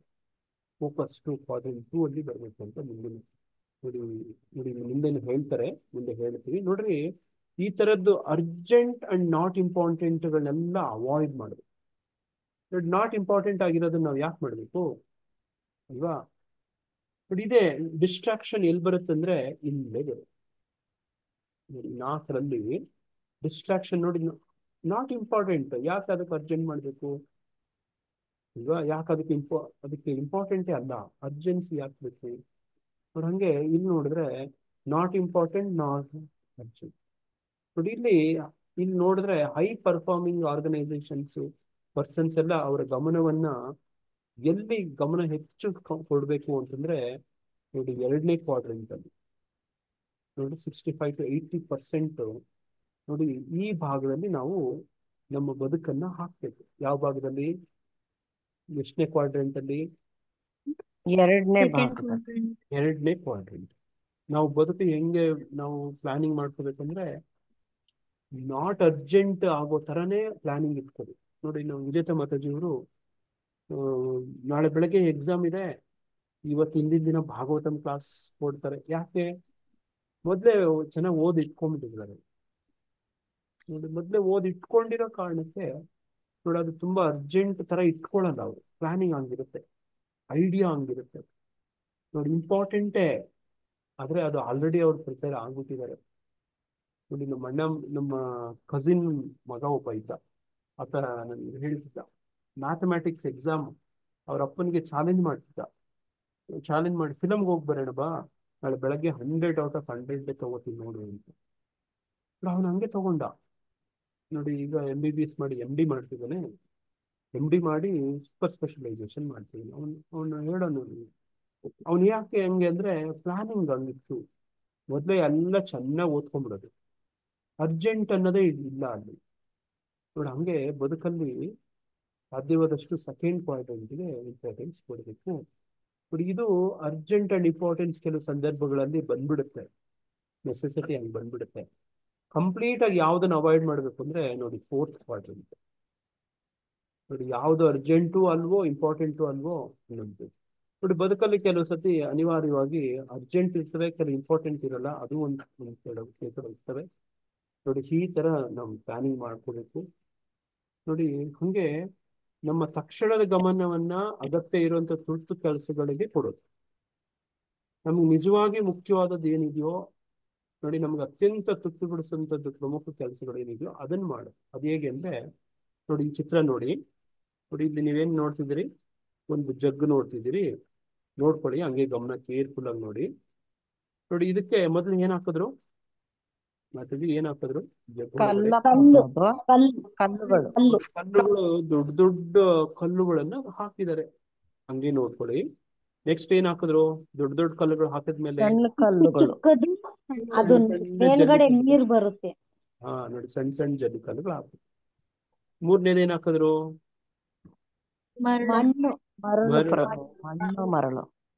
ಮರಳು ಹಾಕಿದ್ದಾರೆ. ನಾಲ್ಕನೇದು ಏನ್ ಹಾಕಿದ್ರು? ನೀರ್ ಹಾಕಿದ್ರು. ತುಂಬಿಸಿದ್ರು ಈಗ ಅಲ್ವಾ? ನೋಡಿ ಇದು ಒಂದು ಐಡಿಯಾ. ಈ ಪ್ರದರ್ಶನದಿಂದ ನಾವು ಏನು ತೀರ್ಮಾನಿಸಬಹುದು, ಯಾರಾದ್ರೂ ಹೇಳ್ತೀರಾ? ನೋಡಿ ಇದೇ ಪದಾರ್ಥವನ್ನ ಹಿಮ್ಮುಖವಾಗಿ ಹಾಕೋದು, ಉಲ್ಟಾ ಹಾಕೋಣ. ಮೊದ್ಲು ಏನ್ ಹಾಕಿದ್ರು? ಇಲ್ಲಿ ದೊಡ್ಡ ದೊಡ್ಡ ಕಲ್ಲು ಹಾಕಿದ್ರಲ್ವಾ? ಹೌದು ಪ್ರಭು. ನೋಡ್ಕೊಳ್ಳಿ ಸೀಕ್ವೆನ್ಸ್, ದೊಡ್ಡ ದೊಡ್ಡ ಕಲ್ಲು, ಸಣ್ಣ ಸಣ್ಣ ಕಲ್ಲು, ಆಮೇಲೆ ಮರಳು, ಆಮೇಲೆ ನೀರು. ಈಗ ಉಲ್ಟಾ ಹಾಕೋಣ. ಮೊದ್ಲು ನೀರ್ ಹಾಕ್ಬಿಡೋಣ. ಮೊದ್ಲು ನೀರ್ ಹಾಕ್ಬಿಟ್ಟಿದಾರ ಇಲ್ಲಿ? ಹೌದು ಪ್ರಭು. ನೀರ್ ಹಾಕಿದ್ದಾರೆ. ಆಮೇಲೆ ಏನ್ ಹಾಕಿದ್ರು? ಮರಳು ಹಾಕಿದ್ದಾರೆ. ನೋಡಿ ಆಮೇಲೆ ಏನ್ ಮಾಡಿದ್ರು? ಸಣ್ಣ ಸಣ್ಣ ಕಲ್ಲು ಹಾಕಿದ್ದಾರೆ. ಆಮೇಲೆ ಏನ್ ಮಾಡಿದ್ರು? ದೊಡ್ಡ ದೊಡ್ಡ ಕಲ್ಲುಗಳು ಹಾಕಕ್ ಹೋಗ್ತಿದ್ದಾರೆ. ದೊಡ್ಡ ದೊಡ್ಡ ಕಲ್ಲುಗಳು ಎಲ್ಲಾನು ಒಳಗಡೆ ಹಾಕಕ್ ಆಯ್ತಾ? ಆಗ್ಲಿಲ್ವಾ? ಬಿಟ್ಟಿದೆ ಪ್ರಭು. ನೋಡಿ ಹಾಕಕ್ ಆಗ್ತಾ ಇಲ್ಲ. ಅದೇ ನೀರು ಪ್ರಮಾಣ, ಅದೇ ಕಲ್ಲಿನ ಪ್ರಮಾಣ, ಅದೇ ಮರಳಿನ ಪ್ರಮಾಣ. ನೋಡಿ ಉಲ್ಟಾ ಹಾಕಿದ್ರೆ ಹಿಡಿತಾ ಇಲ್ಲ. ನೋಡಿ ಅಲ್ವಾ? ನೋಡಿ ಇದರಿಂದ ಏನ್ ಪಾಠ ಅಂದ್ರೆ, ನೋಡಿ ದೊಡ್ಡ ಕಲ್ಲುಗಳು ಹೊಂದಿಕೊಳ್ಳಲು ಸಾಧ್ಯ ಇಲ್ಲ. ದೊಡ್ಡ ಕಲ್ಲುಗಳು ಏನು ಅಂತಂದ್ರೆ, ನಮ್ಮ ಜೀವನದಲ್ಲಿ ತುಂಬಾ ಇಂಪಾರ್ಟೆಂಟ್ ಯಾವುದು, ಅದು ನಾನು ಪ್ರಶ್ನೆ ಕೇಳ್ಬೇಕಿತ್ತು. ದೊಡ್ಡ ಕಲ್ಲುಗಳು ಅಂದ್ರೆ ಯಾವುದು? ನಾವು ನಮ್ಮ ಜೀವನದಲ್ಲಿ ದೊಡ್ಡ ಕಲ್ಲುಗಳು ಯಾವುದು? ನೋಡಿ ಈ ಕ್ವಾಡ್ರೆಂಟ್ ಅಲ್ಲಿ ನಾವು ಓದಿದ್ವಲ್ವಾ? ಈ ಕ್ವಾಡ್ರೆಂಟ್ ಅಲ್ಲಿ ನೋಡಿ ಈ ಇಂಪಾರ್ಟೆಂಟ್, ನಮ್ಗೇನು ತುಂಬಾ ಇಂಪಾರ್ಟೆಂಟ್ ಇದೆಯೋ ನೋಡಿ ಅವುಗಳಿಗೆ ನೋಡಿ ಈ ಪ್ರಾಮುಖ್ಯತೆಯನ್ನ ಕೊಡುವಂಥದ್ದು. ನಾಟ್ ಅರ್ಜೆಂಟ್ ರೀತಿಯಲ್ಲಿ ಪ್ಲಾನಿಂಗ್ ಮಾಡ್ಕೊಳ್ಳಿ. ನೋಡ ಬದುಕು ಇಷ್ಟೇನೆ, ಪ್ಲಾನಿಂಗ್ ಮಾಡ್ಕೊಂಡ್ರೆ ಬಹಳಷ್ಟು ಸಮಸ್ಯೆಗಳು ಪರಿಹಾರ ಆಗ್ಬಿಡ್ತವೆ. ದೊಡ್ಡ ಕಲ್ಲುಗಳು ಅಂದ್ರೆ ತುಂಬಾ ಇಂಪಾರ್ಟೆಂಟ್ ಆಗಿದೆ. ನಮ್ಮ ಸಮಯವನ್ನ ಬೇಡದೆ ಇರೋದಕ್ಕೆ ನಾಟ್ ಇಂಪಾರ್ಟೆಂಟ್ ಗಳಿಗೆ ಕೊಟ್ರೆ ಇಂಪಾರ್ಟೆಂಟ್ ಗಳನ್ನ ಮಾಡಕ್ ಆಗೋದು. ನೋಡಿ ನಮ್ಮ ಜೀವನದಲ್ಲಿ ಏನದು ದೊಡ್ಡ ಕಲ್ಲುಗಳು? ಏನದು ಬದುಕಲ್ಲಿ ನಮ್ ದೊಡ್ಡ ಕಲ್ಲುಗಳು ಅಂದ್ರೆ ಏನಾಗ್ಬೇಕು? ನಾವು ಆಧ್ಯಾತ್ಮಿಕದಲ್ಲಿ ಇರ್ಬೇಕು. ಭಗವಂತನ ಸೇವೆಯಲ್ಲಿ ತೊಡಗ್ಬೇಕು ಪ್ರಭು. ಗುರುಗಳ ಮುಖಾಂತರ ನಾವು ಭಕ್ತಿ ಸೇವೆನ ಮಾಡ್ಬೇಕು. ನೋಡಿ ಇದು ಬರೀ ಭಗವಂತನ ಬಗ್ಗೆನೇ ಅಲ್ಲ, ಒಬ್ಬ ಬಿಸ್ನೆಸ್ ಮ್ಯಾನ್ಗಳಿಗೂ ಕೂಡ, ಒಬ್ಬ ಸ್ಟೂಡೆಂಟ್ಸ್ಗೂ ಕೂಡ, ಎಲ್ಲರಿಗೂ ಕೂಡ ಅವರು ಐಡೆಂಟಿಫೈ ಮಾಡ್ತಾರೆ ಜೀವನದಲ್ಲಿ ಮುಖ್ಯವಾದದ್ದು ಏನು, ಏನು ಮುಖ್ಯವಾದದ್ದು ಏನು ಅಂತ ಹೇಳಿ ನಿರ್ಧಾರ ಮಾಡ್ಕೋಬೇಕು. ತಂದೆ ತಾಯಿ ನೋಡ್ಕೊಳ್ಬೇಕು. ಅದರಲ್ಲೇ ಉಳಿದಿದ್ದ ಸ್ಥಾನವನ್ನ ಕಲ್ಲುಗಳು ಹೇಗೆ ನೋಡಿ ತುಂಬ್ತಾ ಹೋದ್ರೋ ನೋಡಿ ಆ ರೀತಿ ಪ್ರಾಶಸ್ತ್ಯಗಳನ್ನ ಮಾಡ್ಕೋಬೇಕು ಜೀವನದಲ್ಲಿ. ನೋಡಿ ಜೀವನದಲ್ಲಿ ಏನ್ ಫಸ್ಟ್ ಪ್ರಿಫರೆನ್ಸ್, ಸೆಕೆಂಡ್ ಪ್ರಿಫರೆನ್ಸ್ ಅನ್ನೋಂಥದ್ದು ಇರ್ಬೇಕು. ನೋಡಿ ಏನೇ ಆಗುವಂಥದ್ದು ನಾವು ಮೊದಲು ಏನ್ ಮಾಡ್ತೀವಿ ಗೊತ್ತಾ? ಚಿಂತಿಸ್ತೀವಿ. ಅದನ್ನ ಎರಡು ಬಾರಿ ಆಗತ್ತೆ ನಾವು ಮಾಡೋದೆಲ್ಲ. ನೀವು ಅಡ್ಗೆ ಮಾಡೋದಕ್ಕೆ ಮೊದಲು ನೋಡಿ ನಾಳೆ ನಾಷ್ಟ ಏನ್ ಮಾಡ್ಬೇಕು ಅಂತ ಇವತ್ತೇ ಯೋಚನೆ ಮಾಡಿಟ್ಟಿರ್ತೀರಾ ಇರಲ್ವೋ? ರೆಡಿ ಮಾಡ್ಕೊಂಡು ಇಟ್ಕೊಂಡಿರ್ತೀವಿ ಹಾ ಪ್ರಭುಜಿ. ನೋಡಿ, ನೀವು ಮೈಂಡ್ ಅಲ್ಲೇ ಒಂದ್ಸತಿ ಅಡ್ಗೆ ಮಾಡಿ ಇಟ್ಕೊಂಡ್ಬಿಟ್ಟಿರ್ತೀರಿ, ಹೌದಾ ಹೌದು ಪ್ರಭುಜಿ. ಅಲ್ವಾ? ಹೌದು ಏನೇನ್ ಪ್ರಭು. ಹಾಕ್ಬೇಕು, ಅದಕ್ಕೆ ಇದು ಏನೇನ್ ಫಸ್ಟ್ ಬೇಕು ಮಾಡ್ಬೇಕು ಇದು ಆಮೇಲೆ ಮಾಡ್ಬೇಕು ಅಂತಾನು ಮೈಂಡ್ ಎಲ್ಲ ನೋಡಿ. ಎಲ್ಲಾನು ಕೂಡ ಈ ಜಗತ್ತಲ್ಲಿ ಏನಂದ್ರೆ ಟೇಕ್ ಹೋಮ್ ಮೆಸೇಜ್ ಏನಂದ್ರೆ ಎಲ್ಲಾನು 2 ಸತಿ ಆಗತ್ತೆ. ಒಂದು ಮನಸ್ಸಲ್ಲಾಗತ್ತೆ, ಎರಡನೇದು ಕ್ರಿಯೆಯಲ್ಲಿ ಆಗತ್ತೆ. ಮೊದ್ಲು ಮನಸ್ಸಲ್ಲಾಗತ್ತೆ. ನೀವು ಅಡ್ಗೆ ಮಾಡೋರಿಗೆ ಚೆನ್ನಾಗ್ ಗೊತ್ತು ಇದು. ನೋಡಿ, ಕಟ್ಟ ಕಡೆಗೆ ಉಳಿಯುವ ಪ್ರಶ್ನೆ ಯಾವುದು? ನಾಳೆ ಏನ್ ನಾಷ್ಟ ಮಾಡ್ಬೇಕು, ಅಡ್ಗೆ ಏನ್ ಮಾಡ್ಬೇಕು ಅಂತ, ಅಲ್ವಾ? ನೋಡಿ, ಹಿಂಗೆ ಪ್ರಭು. ಮಾನಸಿಕವಾಗಿ ಫಸ್ಟ್ ನೀವು ಅಡ್ಗೆ ಮಾಡೋ ಪಾಕ ವಿಧಾನ ಎಲ್ಲ ನೀವು ಮಾಡ್ತೀರಿ. ಅದೇ ಕೂಡ ಬಟ್ಟೆ ಹೊಲಿಯೋದು ಕೂಡ ಡಿಸೈನ್, ಫ್ಯಾಷನ್ ಡಿಸೈನ್ ಅಂತ ಹೇಳ್ತಾರೆ. ಕೂಡ ಡಿಸೈನ್ ಮಾಡ್ತಾರೆ ಅವ್ರು ಫಸ್ಟ್. ನೋಡಿ, ಒಂದು ಬಿಲ್ಡಿಂಗ್ ಕಟ್ಟಬೇಕು ಅನ್ನೋ ಕೂಡ ಒಂದು ಬ್ಲೂ ಪ್ರಿಂಟ್ ಮಾಡ್ತಾರೆ. ಫಸ್ಟ್ ಒಂದು ಪೇಪರ್ ಮೇಲೆ ಆ ಬಿಲ್ಡಿಂಗ್ ನ ಕಟ್ತಾರೆ. ಆಮೇಲೆ ಅದಕ್ಕೆ ಏನೇನ್ ಬೇಕು, ಎಷ್ಟು ಅಳತೆ, ಏನ್ ಎಲ್ಲಾನು ಲೆಕ್ಕ ಮಾಡಿಕೊಂಡು ಆಮೇಲೆ ಅದನ್ನ ಕಟ್ಟಕ್ ಶುರು ಮಾಡ್ತಾರೆ. ನೋಡಿ, ಹಾಗೆ ಒಂದು ಟೂರ್ ಹೋಗ್ಬೇಕು, ಯಾತ್ರೆ ಹೋಗ್ಬೇಕು ಅಂದ್ರೇನು ಕೂಡ ಅದೇ ತರನೇ ನಮ್ಮ ಬದುಕಲ್ಲೂ ಕೂಡ ನೋಡಿ ಮಾನಸಿಕ ಸೃಷ್ಟಿ. ನೋಡಿ, ಅಲ್ಲಿ ಗುರಿ ನಿಗದಿ ಆಗತ್ತೆ. ಎರಡನೇದು ಭೌತಿಕ ಸೃಷ್ಟಿ, ಅದನ್ನ ನಾವು ಸಮಯ ಕೊಟ್ಟು ಅದನ್ನ ನಿರ್ವಹಣೆ ಮಾಡುವಂಥದ್ದು. ನೋಡಿ, ಈಗ ನಮ್ಗೆ ಅರ್ಥ ಆಗ್ತಾ ಇದೆ ಒಂದ್ ಸ್ವಲ್ಪ ಸ್ವಲ್ಪ. ನೋಡಿ, ಹೆಂಗೆ ಮನಸ್ಸಿಗೆ ಹೆಂಗೆ ನಾವು ಉಪಯೋಗ ಪಡ್ಕೋಬೇಕು. ಹಿಂದೆ ನಾವು ಮನಸ್ಸು ಹೆಂಗೆ ಡಿಸ್ಟ್ರಾಕ್ಷನ್ ಆಗುತ್ತೆ, ಹೆಂಗೆ ಕಾಟ ಕೊಡುತ್ತೆ, ಹೆಂಗೆ ಕಿಟ್ಲೆ ಕೊಡುತ್ತೆ ಅನ್ನೋದನ್ನ ಓದ್ಕೊಂಡ್ ಬಂದ್ವಿ, ತಿಳ್ಕೊಂಡ್ ಬಂದ್ವಿ. ನೋಡ್ರಿ, ಈಗ ಮನಸ್ಸಿಂದ ನೋಡಿ ಈ ತರ ಎರಡನೇ ಸೃಷ್ಟಿ ಮಾಡೋದಕ್ಕೆ ಅನುಕೂಲ ಆಗುತ್ತೆ. ಪ್ಲಾನಿಂಗ್ ಮಾಡ್ಕೋಬಹುದು ಮೈಂಡ್ ಇಂದ. ನೋಡಿ, ನಾವು ಬದುಕೋಕೆ ಅಗತ್ಯ ಆದಂತ ದೈಹಿಕ ಅಗತ್ಯಗಳನ್ನೆಲ್ಲ ಪ್ಲಾನಿಂಗ್ ಮಾಡ್ಕೋಬಹುದು. ಅದೇನು ಬಟ್ಟೆ, ಆಹಾರ, ವಸತಿ, ನೋಡಿ ನಮ್ಮ ನಮ್ಮ ಫೈನಾನ್ಷಿಯಲ್, ನೋಡಿ ನಮ್ಮ ಹೆಲ್ತ್, ಇದೆಲ್ಲನು ನೋಡಿ. ಹಂಗೇನೆ ನಮ್ಗೆ ಏನೇನೆಲ್ಲ ಬೇಕು ಅಂದ್ರೆ ಇವೆಲ್ಲ ಬೇಕು ಬದುಕಿಗೆ. ನೋಡಿ, ಒಂದು ಪ್ರೀತಿಸುವಂತ ಒಂದು ಜನ ಬೇಕು ನಮಗೆ, ನಮ್ಮ ಸುತ್ತಮುತ್ತ. ನೋಡಿ ಅದು ಹೆಂಗೆ ಸಿಗುತ್ತೆ? ನೋಡಿ, ಇದು ನಮ್ಮ ಸಾಮಾಜಿಕ ಅಗತ್ಯ. ನೋಡಿ, ಇದು ನಮ್ಮ ಸಂಬಂಧಗಳನ್ನ ಚೆನ್ನಾಗಿರ್ತದೆ. ನೋಡಿ, ಹಂಗೆ ನೋಡಿ ಅದೇ ತರ ಮಾನಸಿಕವಾಗಿ ನಮ್ಗೆ ಕಲಿತಾ ಹೋಗ್ಬೇಕು. ಪ್ರೌಡ್ ಮೆಚುರಿಟಿ ಅಂತ ಹೇಳ್ತಾರೆ ಅಲ್ವಾ? ನೋಡಿ, ಹಂಗೆ ನಮ್ಮ ಮುಂದಿನ ಪರಂಪರೆಗೂ ಕೂಡ ನಾವು ಎಕ್ಸಾಂಪಲ್ ಆಗಿ ಹೋಗ್ಬೇಕು. ನೋಡಿ, ಹೀಗೆ ನಾನು ಟೈಮ್ ಆಯ್ತು, ಸ್ವಲ್ಪ ಫಾಸ್ಟಾಗಿ ಹೋಗ್ತೀನಿ. ನಮಗೆ ಕಾಳಜಿ ವೃತ್ತ ಅಂತ ಒಂದಿರುತ್ತೆ, ಇದನ್ನೆಲ್ಲ ಸ್ವಲ್ಪ ಬಿಟ್ಟು ಹೋಗ್ತೀನಿ. ನೋಡಿ, ಹಿಂಗೆ ಪ್ರತಿದಿನ ನಾವು ಸ್ವಲ್ಪ ಪ್ರಗತಿ ಕಾಣ್ಬೇಕು. ದಿನ ಒಂದೇನೋ ಸ್ವಲ್ಪ ಪ್ರೋಗ್ರೆಸ್ ಇರ್ಬೇಕು, ನಮ್ಗೆ ಸ್ಯಾಟಿಸ್ಫೈ ಆಗ್ಬೇಕು. ಇವತ್ತು ಸ್ವಲ್ಪ ಡೆವಲಪ್ಮೆಂಟ್ ಪ್ರೋಗ್ರೆಸ್ ಆಯ್ತು ನನಗೆ, ವರ್ಷಕ್ಕೆ ಪ್ರೋಗ್ರೆಸ್ ಆಗ್ತಾ ಇರ್ಬೇಕು. ಹೋದ ವರ್ಷಕ್ಕೆ ಹೋಲಿಸ್ಕೊಂಡ್ರೆ ಈ ವರ್ಷ ಸ್ವಲ್ಪ ಇಂಪ್ರೂವ್ ಆದ ಅಂತ ಅನಿಸ್ಬೇಕು. ಅದು ಎಜುಕೇಶನ್ ಆಗ್ಬೋದು, ಫೈನಾನ್ಷಿಯಲ್ ಸ್ಟೇಟಸ್ ಆಗ್ಬೋದು, ನೋಡಿ ಒಂದು ಫ್ಯಾಮಿಲಿ ಮ್ಯಾಟರ್ ಆಗ್ಬೋದು, ಅಸೆಟ್ಸ್, ಆಸ್ತಿ ಅಂತಸ್ತು ಆಗ್ಬೋದು, ವಿಶೇಷವಾಗಿ ನಮ್ಮ ಭಕ್ತಿಯಲ್ಲೂ ಕೂಡ ಆಗ್ಬೋದು. ನೋಡಿ, ಪ್ರತಿದಿನ ಒಂದು ಸ್ವಲ್ಪ ಸ್ವಲ್ಪ ಸ್ವಲ್ಪ ಮುಂದುವರಿಯುವಂತ ಒಂದು ಪ್ರಯತ್ನ. ನಮ್ಮ ಹೈಸ್ಕೂಲ್ ಟೀಚರ್ ನಮ್ಗೆ ಹಿಂಗೆ ಹೇಳ್ಕೊಡ್ತಿದ್ರು. SLCಯಲ್ಲಿ ಹೆಂಗೆ ರ್ಯಾಂಕ್ ಪಡೆಯೋದು ಅಂತ ನಮಗೆ ಹೇಳ್ಕೊಡಿದ್ರು. ನೋಡಿ, ನಮ್ಗೆ ಓದಿದ್ದು ವಿಜಯ ಹೈಸ್ಕೂಲ್, ಜಯನಗರ. ಪ್ರತಿ ವರ್ಷ ರ್ಯಾಂಕ್ ಬರುತ್ತೆ ಅದಕ್ಕೆ. ಆ ರ್ಯಾಂಕ್ ಪಡ್ಕೊಳ್ಳೋದು ಹೇಗೆ ಅಂತ ನಮ್ಗೆ ಫಸ್ಟ್ ಇಯರ್ ಅಲ್ಲಿ ಅವ್ರು ಹೇಳ್ಕೊತಿದ್ರು. ಫಸ್ಟ್ ಟೆಸ್ಟ್ ಅಲ್ಲಿ ನೀವು ಇಷ್ಟು ಮಾರ್ಕ್ಸ್ ತಗೊಳ್ಳಿ, ಸೆಕೆಂಡ್ ಟೆಸ್ಟ್ ಅಲ್ಲಿ ಇಷ್ಟು ಮಾರ್ಕ್ಸ್ ತಗೊಳ್ಳಿ, ಮಿಡ್ ಟರ್ಮ್ ಅಲ್ಲಿ ಇಷ್ಟು ತಗೊಳ್ಳಿ. ನೋಡಿ, ಮುಂದಿನ ಎಕ್ಸಾಮ್ ಹಿಂಗೆ ಹೋಗಿ ಹೋಗಿ ಎಲ್ಲಿಗೆ ತಗೊಂಡು ಹೋಗ್ಬಿಡೋರು ಅಂದ್ರೆ ರ್ಯಾಂಕ್ ಗ್ಯಾರಂಟಿ ಬರುತ್ತೆ ಅನ್ನೋ ತರ ಮಾಡಿಸ್ಬಿಡು. ಅದನ್ನ ಪ್ಲಾನ್ ಕೊಟ್ಟಿದ್ದ ನಾವು ಅಭ್ಯಾಸ ಮಾಡ್ಬೇಕಿತ್ತು ಅಷ್ಟೇ. ಪ್ರತಿದಿನ ಸ್ವಲ್ಪ ಸ್ವಲ್ಪ ಪ್ರಗತಿಯನ್ನು ಕಾಣ. ನೋಡಿ, ಅದು ನಮ್ಮ ಆಧ್ಯಾತ್ಮಿಕವಾಗ್ಬೋದು, ಭೌತಿಕವಾಗೂ ಆಗ್ಬೋದು. ಮಾಡ್ಕೋಬೋದಾ ಈ ತರ? ಏನಾದ್ರೂ ಮಾಡಿ ಇವತ್ತೊಂದು ಸ್ವಲ್ಪ ಇಂಪ್ರೂವ್ಮೆಂಟ್, ನಿನ್ನೆಗಿಂತಲೂ ಮೊನ್ನೆಗಿಂತಲೂ, ನೋಡಿ ಈ ತಿಂಗಳು ಹೋದ್ ತಿಂಗಳಿಗಿಂತಲೂ, ಈ ವರ್ಷ ಹೋದ ವರ್ಷಕ್ಕಿಂತ ಅಂತ ಮಾಡ್ಬೋದಾ? ಮಾಡಕ್ ಆಗಲ್ವಾ? ಮಾಡ್ಬೋದು ಪ್ರಭು. ಪ್ರಭುಜಿ. ಅಟಕ್ ಬೀಳ್ಬೇಕು, ಖಂಡಿತವಾಗ್ಲೂ ಮಾಡ್ಬೋದು ಪ್ರಭು. ಅಟಕ್ ಬೀಳ್ಬೇಕು. ನೋಡಿ, ನಮ್ಮ ಮೊನ್ನೆ ಪನಘಟ್ಟದಲ್ಲಿ ನೋಡಿ ನಮ್ಮ ಪ್ರಭುಜಿ ಇದಾರ ಇಲ್ಲಿ, ಮಣಿಪಾಲ್ ನಾರಾಯಣ್ ಪ್ರಭು ಇಲ್ಲ ಅಲ್ವಾ? ಓಕೆ. ನೋಡಿ, ಅವರು ಹೋದ ವರ್ಷ ನೋಡಿ ಜನ್ಮಾಷ್ಟಮಿ ನಮ್ಮ ಭಕ್ತರೆಲ್ಲರೂ ಹೋಗಿ ಮಾಡಿ ಬಂದ್ರು. ಬಟ್ ಅವ್ರಿಗೆ ಪ್ರೇರಣೆ ಸಿಕ್ತು, ಒಂದು ಐಡಿಯಾ ಸಿಕ್ತು. ಈ ವರ್ಷ ಅವ್ರವ್ರವ್ರನ್ನೇ ಕರ್ಕೊಂಡು ನೋಡಿ, ನಮ್ಮ ಕೆಲವರು ರಥಯಾತ್ರೆ ಪ್ರಭು ಫ್ಯಾಮಿಲಿ, ದುರ್ಬಾಲಕ ಪ್ರಭು ಫ್ಯಾಮಿಲಿ, ದೈವಾಯಿನಿ ಮಾತಾಜಿಯ ಫ್ಯಾಮಿಲಿ, 3 ಫ್ಯಾಮಿಲಿ ಹೋಗಿ ಅಲ್ಲಿ ತುಂಬಾ ಚೆನ್ನಾಗಿ ನೋಡಿ ಇವ್ರು ಹೋದ್ರು. ಅಲ್ಲೇ ಅವರೆಲ್ಲ ವ್ಯವಸ್ಥೆ ಮಾಡಿಸಿದ್ರು. ಹೋದ ವರ್ಷಕ್ಕಿಂತಲೂ ಈ ವರ್ಷ ಹೇಗಾಯ್ತು ಅಂದ್ರೆ ನೋಡಿ, ಮಾತಾಜಿಯವರು ಪ್ರಭುಜರೆಲ್ಲ ಸೂಪರ್ ಅಂತ ಹೇಳಿದ್ರು. ನೋಡಿ, ಹೋದ ವರ್ಷಕ್ಕೆ ಹೋಲಿಸಿದ್ರೆ ಹೌದು ಪ್ರಭು, ಗುರುಪಾಲಕ್ ಪ್ರಭುನು ಹೇಳಿದ್ರು ನನ್ಗೆ. ನೋಡಿ, ಸೂಪರ್ ಆಗಾಯ್ತು ಅಂತ ಹೇಳ್ತಾರೆ. ಅವ್ರು ಬೇರೆ ಪದನೇ ಹೇಳಲಿಲ್ಲ. ನೋಡಿ, ಹಂಗೆ ಪ್ರಗತಿ. ಮುಂದಿನ ವರ್ಷ ನೋಡಿ, ಮುಂದಿನ ವರ್ಷ ಇನ್ನೊಂದು ಸ್ವಲ್ಪ ಇಂಪ್ರೂವ್ಮೆಂಟ್, ಅದ್ರ ಮುಂದಿನ ವರ್ಷ ಇನ್ನೊಂದು ಸ್ವಲ್ಪ ಇಂಪ್ರೂವ್ಮೆಂಟ್. ನೋಡಿ, ಹಂಗೇನೆ ನಾವು ಬೆಳಿತಾ ಇದೀವಾ ಅಂತ ಯಾವಾಗ ನಾವು ಚಿಕ್ಕ ಮಕ್ಕಳಾಗಿ ಹಿಂಗೆ ಚೆಕ್ ಮಾಡ್ಕೋತಿದ್ವಲ್ವಾ, ನಾವು ಒಂದು ಟೈಪ್ ಇಟ್ಕೊಂಡು ಅಳಿತಾ ಇದ್ವಿ, ನಾನು ಇನ್ ಸ್ವಲ್ಪ ಬೆಳೆದಿದ್ದೀನೋ ಇಲ್ವೋ, ಸ್ವಲ್ಪ ಬೆಳೆದಿದ್ದೀನೋ ಇಲ್ವೋ. ಗೋಡೆನಲ್ಲಿ ಟಿಕ್ ಮಾರ್ಕ್ ಹಾಕಿ ಇಡ್ತಿದ್ವಿ ಪ್ರಭು. ಕರೆಕ್ಟ್ ಆಗಿ ಹೇಳಿದ್ವಿ. ಬೆಳಿತಾ ಇದೀನೋ ಇಲ್ವೋ, ಯಾರಾದ್ರೂ ನೋಡಿದ್ರೆ ಅಯ್ಯೋ ಎಷ್ಟುದ್ದ ಬೆಳೆದ್ಬಿಟ್ಟಿದ್ಯಾ ಅಂದ್ರೆ ಖುಷಿ ಆಗುತ್ತೆ ಅಲ್ವಾ. ನೋಡಿ ಹಿಂಗೆ ಪ್ರತಿದಿನ ಸ್ವಲ್ಪ ಸ್ವಲ್ಪ ಪ್ರಗತಿ ಕಾಣೋದನ್ನ, ಆ ಕಲೆಯನ್ನ ನಾವು ಕಲಿಬೇಕಾಗಿದೆ. ನೋಡಿ ಅದನ್ನೇ ನೋಡಿ ಅಟಾಮಿಕ್ ಹ್ಯಾಬಿಟ್ಸ್ ಅಂತ ಹೇಳಿ ಜೇಮ್ಸ್ ಕ್ಲಿಯರ್ಸ್ ಅಂತ ಹೇಳಿ ನೋಡಿ ಒಬ್ಬ ಪರ್ಸನಾಲಿಟಿ ಡೆವಲಪ್ಮೆಂಟ್ ವಿಜ್ಞಾನಿ ಹೇಳ್ಕೊಡ್ತಾರೆ. ನೋಡಿ ಇದರಿಂದ ನಮ್ಮ ಪ್ರಯಾಣ ನಮಗೆ ಕಷ್ಟ ಅನ್ಸೋದಿಲ್ಲ, ದಿನಾ ಒಂದು ಸ್ವಲ್ಪ ಸ್ವಲ್ಪ.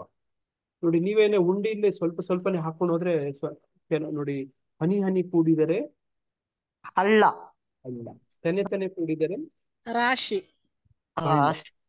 ಬಳ್ಳ ಬಳ್ಳ ರಾಶಿ ರಾಶಿ ಕೂಡಿದ್ರೆ ಹಳ್ಳ. ಹಂಗೆ ಹನಿ ಹನಿ ಹನಿ ಕೂಡ್ತಾ ಹೋಗುತ್ತೆ.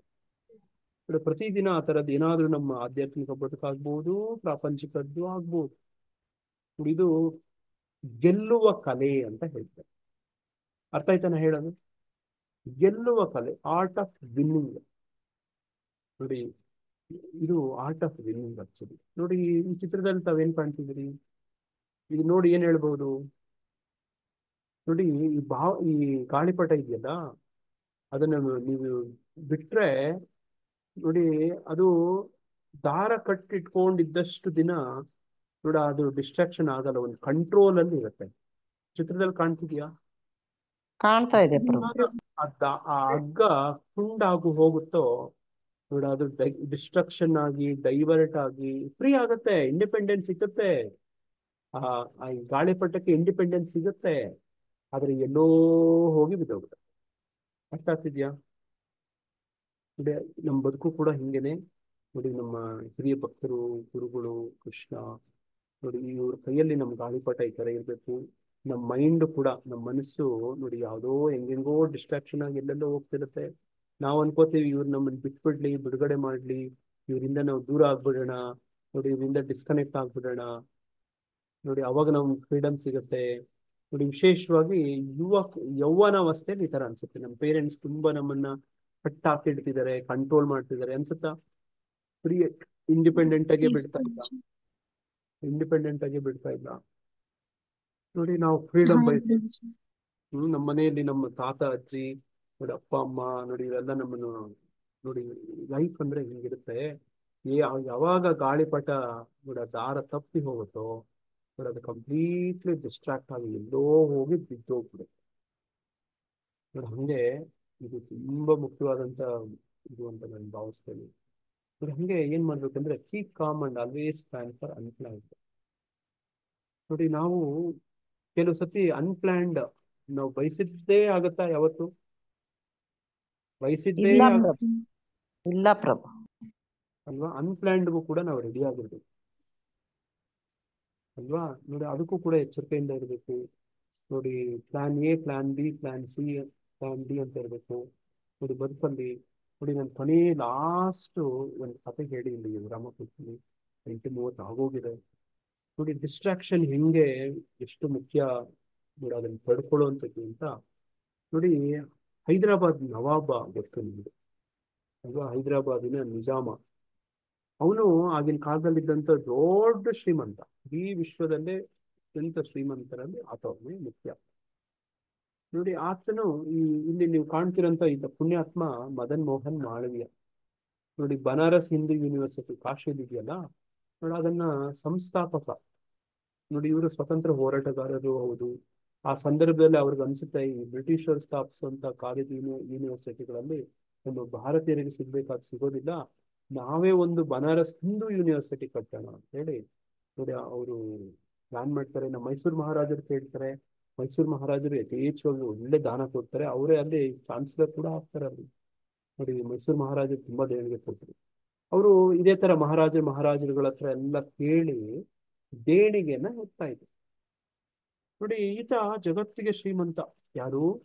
ನಿಜಾಮ, ಹೈದರಾಬಾದಿನ ನಿಜಾಮ ನೋಡಿ. ಈತನ ಆಸ್ಥಾನಕ್ಕೆ ಹೋಗಿ ಅರಮನೆ ನೋಡಿ, ಅಲ್ಲಿ ಅರಮನೆಯಲ್ಲಿ ಆಸ್ಥಾನದಲ್ಲಿ ರಾಜ ದರ್ಬಾರಲ್ಲಿ ಮದನ್ ಮೋಹನ್ ಮಾಳವೇದಿ ಹೋಗಿ ಕೇಳ್ತಾರೆ, ಈ ತರ ಒಂದು ವಿಶ್ವವಿದ್ಯಾಲಯ ಕಟ್ತಾ ಇದೀವಿ ನಮಗೆ ಇದಕ್ಕೆ ನಿಮಗೆ ಹಣ ಸಹಾಯ ಬೇಕಾಗಿದೆ, ದೇಣಿಗೆ ದಾನ ಬೇಕಾಗಿದೆ, ಕೊಡಿ ಅಂತ ಕೇಳಿದ್ರೆ ಆ ಮಹಾರಾಜ ಏನ್ ಮಾಡ್ತಾನೆ ಹೇಳಿ? ಈ ಚಿತ್ರದಲ್ಲಿ ಕಾಣ್ತಿದೆಯಲ್ಲ, ಏನಿದು? ಶೂ ಮಹಾರಾ ಪ್ರಭುಜಿ. ಮಹಾರಾಜನ ಚಪ್ಪಲಿ. ಚಪ್ಪಲಿ ತರ ಇದೆ. ನೋಡಿ, ಅವನು ಸಿಂಹಾಸನದ ಮೇಲೆ ಕೂತಿರ್ತಾನೆ. ಆ ಸಿಂಹಾಸನದ ಮೇಲಿಂದ ಈ ಚಪ್ಪಲಿ ಎತ್ಕೊಂಡು ಬೀಸ್ ಹೊಡಿತಾನೆ, ಎತ್ತ ಹೊಡಿತಾನೆ. ನೋಡಿ ಚಪ್ಪಲಿಯಲ್ಲಿ ನೋಡಿ, ಆ ಚಪ್ಪಲಿಯನ್ನೇ ಎತ್ಕೊಂಡು ಈತ ಸಭ್ಯ ವ್ಯಕ್ತಿ ಮದನ್ ಮೋಹನ್ ಮಾಳವಿಯ ಈತ ಏನ್ ಮಾಡ್ತಾನೆ, ಈಗ ಚಪ್ಪಲಿ ಓಡಿಸ್ಕೊಂಡ್ರೆ ನಾವೇನ್ ಮಾಡ್ತೀವಿ? ನಮ್ಮ ಬದುಕಲ್ಲಿ ನಾವೇನ್ ಮಾಡ್ತೀವಿ? ವಾಪಸ್ ಹೊಡಿ. ನೋಡಿ, ಆಗ್ಬಿಡ್ತೀವಿ, ಡಿಸ್ಟರ್ಬ್ ಆಗ್ಬಿಡ್ತೀವಿ, ನೋಡಿ ಪ್ಯಾನಿಕ್ ಆಗ್ಬಿಡ್ತೀವಿ, ನೋಡಿ ಕೋಪ ಬರುತ್ತೆ ಪ್ರಭು. ಡಿಪ್ರೆಷನ್ಗೆ ಹೋಗ್ಬಿಡ್ತೀವಿ, ತುಂಬಾ ಹ್ಯೂಮಿಲೇಷನ್ ಅನ್ಸುತ್ತೆ, ಅವಮಾನ ಅನ್ಸುತ್ತೆ ಅಲ್ವಾ? ಹಿಂಗೆಲ್ಲ ಅನ್ಸುತ್ತೆ ನಮ್ಗೆ. ನೋಡಿ ಈ ಅಪ್ಪ ಡಿಸ್ಟ್ರಾಕ್ಷನ್ ಆಗೋದಿಲ್ಲ, ಸ್ವಲ್ಪನೂ ಆಗೋದಿಲ್ಲ. ಏನ್ ಮಾಡ್ತಾನೆ, ಆ ಚಪ್ಪಲಿನ ತಗೊಂಡೋಗಿ ಅಲ್ಲಿ ಚಾರ್ಮಿನಾರ್ ಇರುತ್ತಲ್ಲ, ಚಾರ್ಮಿನಾರಲ್ಲಿ ಹರಾಜಾಗ್ತಾನೆ. ನೋಡಿ, ಇದು ನಿಮ್ಮ ಮಹಾರಾಜ ನಿಜಾಮನ ಚಪ್ಪಲಿ ಇದು ಅಂತೇಳಿ ಹರಾಜ್ಗೆ ಹೋಗಕ್ ಶುರು ಆಗ್ತಾನೆ. ಚಪ್ಪಲಿನ ತಗೊಂಡಾಗ ಹರಾಜ್ ಹಾಕಿದ್ರೆ ಯಾರಾದ್ರೂ ತಗೋತಾರ ಮತ್ತೆ? ಅಂದ್ರೆ ರಾಜಂದಂದ್ರೆ ತಗೋಬಹುದು ಪ್ರಭುಜಿ. ತಕೊಳ್ತಾರೆ ಪ್ರಭು. ತಗೊಳ್ಳಿಲ್ಲ. ಒಂದು ವ್ಯಾಲ್ಯೂ. ಚಪ್ಪಲಿನ ಯಾರು ತಗೊಳ್ತಾರೆ? ಕಿರೀಟ ಅಂದ್ರೆ ಯಾರಾದ್ರೂ ಬಂದು ತಗೋಬಹುದು. ಅರ್ಥ ಆಯ್ತಾನೆ? ಅರ್ಥ ಆಯ್ತು. ರಾಜನಿಗೆ ನೋಡಿ ಆ ಸುದ್ದಿ ಗೊತ್ತಾಗತ್ತೆ. ನೋಡಿ ಈ ಅಪ್ಪ ಬಂದು ನೋಡಿ ಹರಾಜು ಇಟ್ಟಿದ್ದಾನೆ, ಮಾರ್ತಾ ಇದ್ದಾನೆ, ಹರಾಜ್ ಹೋಗ್ತಿದ್ದಾನೆ ಅಂತ. ಈಗ ಹರಾಜು ತುಂಬಾ ಚೀಪ್ ಆಗಿ ಯಾರು ತಗೊಳ್ಳಿಲ್ಲ ಅಂದ್ರೆ ಏನಾಗುತ್ತೆ? ರಾಜನಿಗೆ ಅವಮಾನ ಆಗುತ್ತೋ? ರಾಜಂಗ ಅವಮಾನ. ಪ್ರಭುಜಿ ಹೌದು ಪ್ರಭು. ಆ ಚಪ್ಪಲಿಗೆ ವ್ಯಾಲ್ಯೂ ಇಲ್ಲ ಅಂದ್ರೆ ನಮ್ಗೆಲ್ಲಿ ವ್ಯಾಲ್ಯೂ? ನೋಡಿ, ಆಗ ರಾಜ ಅವಮಾನ ಆಗ್ಬಿಡುತ್ತೆ ಅವನಿಗೆ. ಅದಕ್ಕೆ ಅವನೇ ದುಡ್ಡು ಕೊಟ್ಟು ಕಳಿಸ್ತಾನೆ. ಆ ಚಪ್ಪಲಿನ ವೆರಿ ಹೈ ರೇಟ್ ಅಲ್ಲಿ ಹರಾಜು ಕೂಗಿ ಅವನ ಮಾನವನ್ನು ಅವನೇ ಗಳಿಸ್ಕೊಳಕ್ ಪ್ರಯತ್ನ ಮಾಡ್ತಾನೆ. ನೋಡಿ, ಮದನ್ ಮೋಹನ್ ಮಾಳವಿಯಾಜಿ ಡಿಸ್ಟ್ರಾಕ್ಷನ್ ಆಗಲ್ಲಂತೆ. ಡಿಸ್ಟ್ರಾಕ್ಷನ್ ಆಗಲ್ಲ, ಡಿಸ್ಟರ್ಬೆನ್ಸು ಆಗಲ್ಲ, ನೋಡಿ ಡಿಪ್ರೆಷನ್ ಆಗಲ್ಲ, ಏನು ಆಗಲ್ಲ. ಯಾಕೆ? ಅವ್ರ ಉದ್ದೇಶ, ಗುರಿ ಉನ್ನತವಾದದ್ದು ಇರುತ್ತೆ. ನೋಡಿ, ಒಂದು ಒಳ್ಳೆ ಉದ್ದೇಶ. ಅವ್ರಿಗೆ ಗುರಿ ಇತ್ತಲ್ಲ ಪ್ರಭು, ಮುಂದೆ ತುಂಬಾ ಕೆಲ್ಸಗಳು ಎಲ್ಲ ಮಾಡ್ಬೇಕಂತಿತ್ತಲ್ಲ ಪ್ರಭು. ನೋಡಿ, ಇಂಥ ಬದುಕಲ್ಲಿ ನಮ್ದು ಈ ತರ ಸಣ್ಣ ಪುಟ್ಟಗಳು ಬರ್ತವೆ. ನಾವು ಕೂಡ ಡಿಸ್ಟರ್ಬ್ ಆಗ್ಬಾರ್ದು. ಇದು ಕೊನೆಯ ಮಾತು, ಟೈಪ್ ಮೆಸೇಜ್. ನೋಡಿ, ಹಿಂಗೆ ನಮಗೆ ಯಾವಾಗ ಉನ್ನತ ನೋಡಿ, ಹರೇ ಕೃಷ್ಣ ಹರೇ ರಾಮ್, ಈ ದಮ್ಮರೆ ದಮ್ ಫಿಲಮ್ ಈ ಬಂದಾಗ ನಮ್ಮ ಪರಮ ಪೂಜ್ಯ ಲೋಕನಾಥ ಸ್ವಾಮಿ ಮಹಾರಾಜರು ಪ್ರಭುಪಾದರ ತೀರೋಭಾವ ದಿನ ವೃಂದಾವನದಲ್ಲಿ ಮಾತು ಹೇಳ್ತಾ ಇದ್ರು. ನೋಡಿ, ಅವರೆಲ್ಲ ಪ್ರಚಾರ ಮಾಡಕ್ ಹೋದಾಗ ಬಾಂಬೆಯಲ್ಲಿ ಕಲ್ಲು ಹೊಡಿತಿದ್ರಂತ ಅವ್ರಿಗೆ. ನೀವೆಲ್ಲ ಡ್ರಗ್ಸ್ ಮಾಡ್ತೀರಿ, ಡ್ರಗ್ ಅಡಿಕ್ಟ್ಗಳು, ದಮ್ಮರೆ ದಮ್, ಹರೇ ಕೃಷ್ಣ ಹರೇ ರಾಮ್ ಅಂತ ಹೇಳಿ ಅವ್ರು ಕಲ್ಲಲ್ಲಿ ಹೊಡಿತಿದ್ರು. ಪ್ರಭುಪಾದರಿಗೆ ಬಂದು ಹೇಳಿದ್ರಂತೆ, ಇದೇ ನಮ್ಗೆ ಅಡ್ವಾಂಟೇಜ್ ಆಗತ್ತೆ, ಅವರು ನಮ್ಗೆ ಹರೇ ಕೃಷ್ಣ ಮಹಾಮಂತ್ರವನ್ನ ಪ್ರಚಾರ ಮಾಡಿಸ್ಕೊಡ್ತಾ ಇದಾರೆ, ಇದು ಆ ತರ ತಗೊಳ್ಳಿ ಅಂತ ಹೇಳಿ. ನೋಡಿ, ಆ ಫಿಲಮ್ ಇಂದ ಅದರಲ್ಲಿ ಇಸ್ಕಾನ್ ನೋಡಿ ಹರೇ ಕೃಷ್ಣ ಹರೇ ರಾಮ್ ತುಂಬಾ ಕೆಟ್ಟದಾಗಿ ತೋರಿಸ್ತಾರೆ. ಆದ್ರೆ ಅದರಿಂದ ತುಂಬಾ ಪಾಪ್ಯುಲರ್ ಆಯ್ತು, ಗೊತ್ತಾ? ಹರೇ ಕೃಷ್ಣ ಮಹಾಮಂತ್ರ ತುಂಬಾ ಪ್ರಸಿದ್ಧಿ ಪಡಿತು. ಊರೂರು ಗಲ್ಲಿ ಜನರ ನಾಲ್ಗೆಗಳ ಮೇಲೆ ಬರತ್ತಿದ್ದಾರೆ. ಏನು ಪ್ರಭುಪಾದರ ಪ್ರಯತ್ನ ಪುಸ್ತಕಗಳಿಂದ, ಸಂಕೀರ್ತನ ಒಂದು ಆಂದೋಲನದಿಂದ ಆಗಿರ್ಲಿಲ್ವೋ ನೋಡಿ, ಅದು ದೇವಾನಂದನ ಫಿಲಮ್ಮು ಹಳ್ಳಿಗೆ ತಗೊಂಡೋಯ್ತು ಅನ್ನೋದು ವಿಷಯ.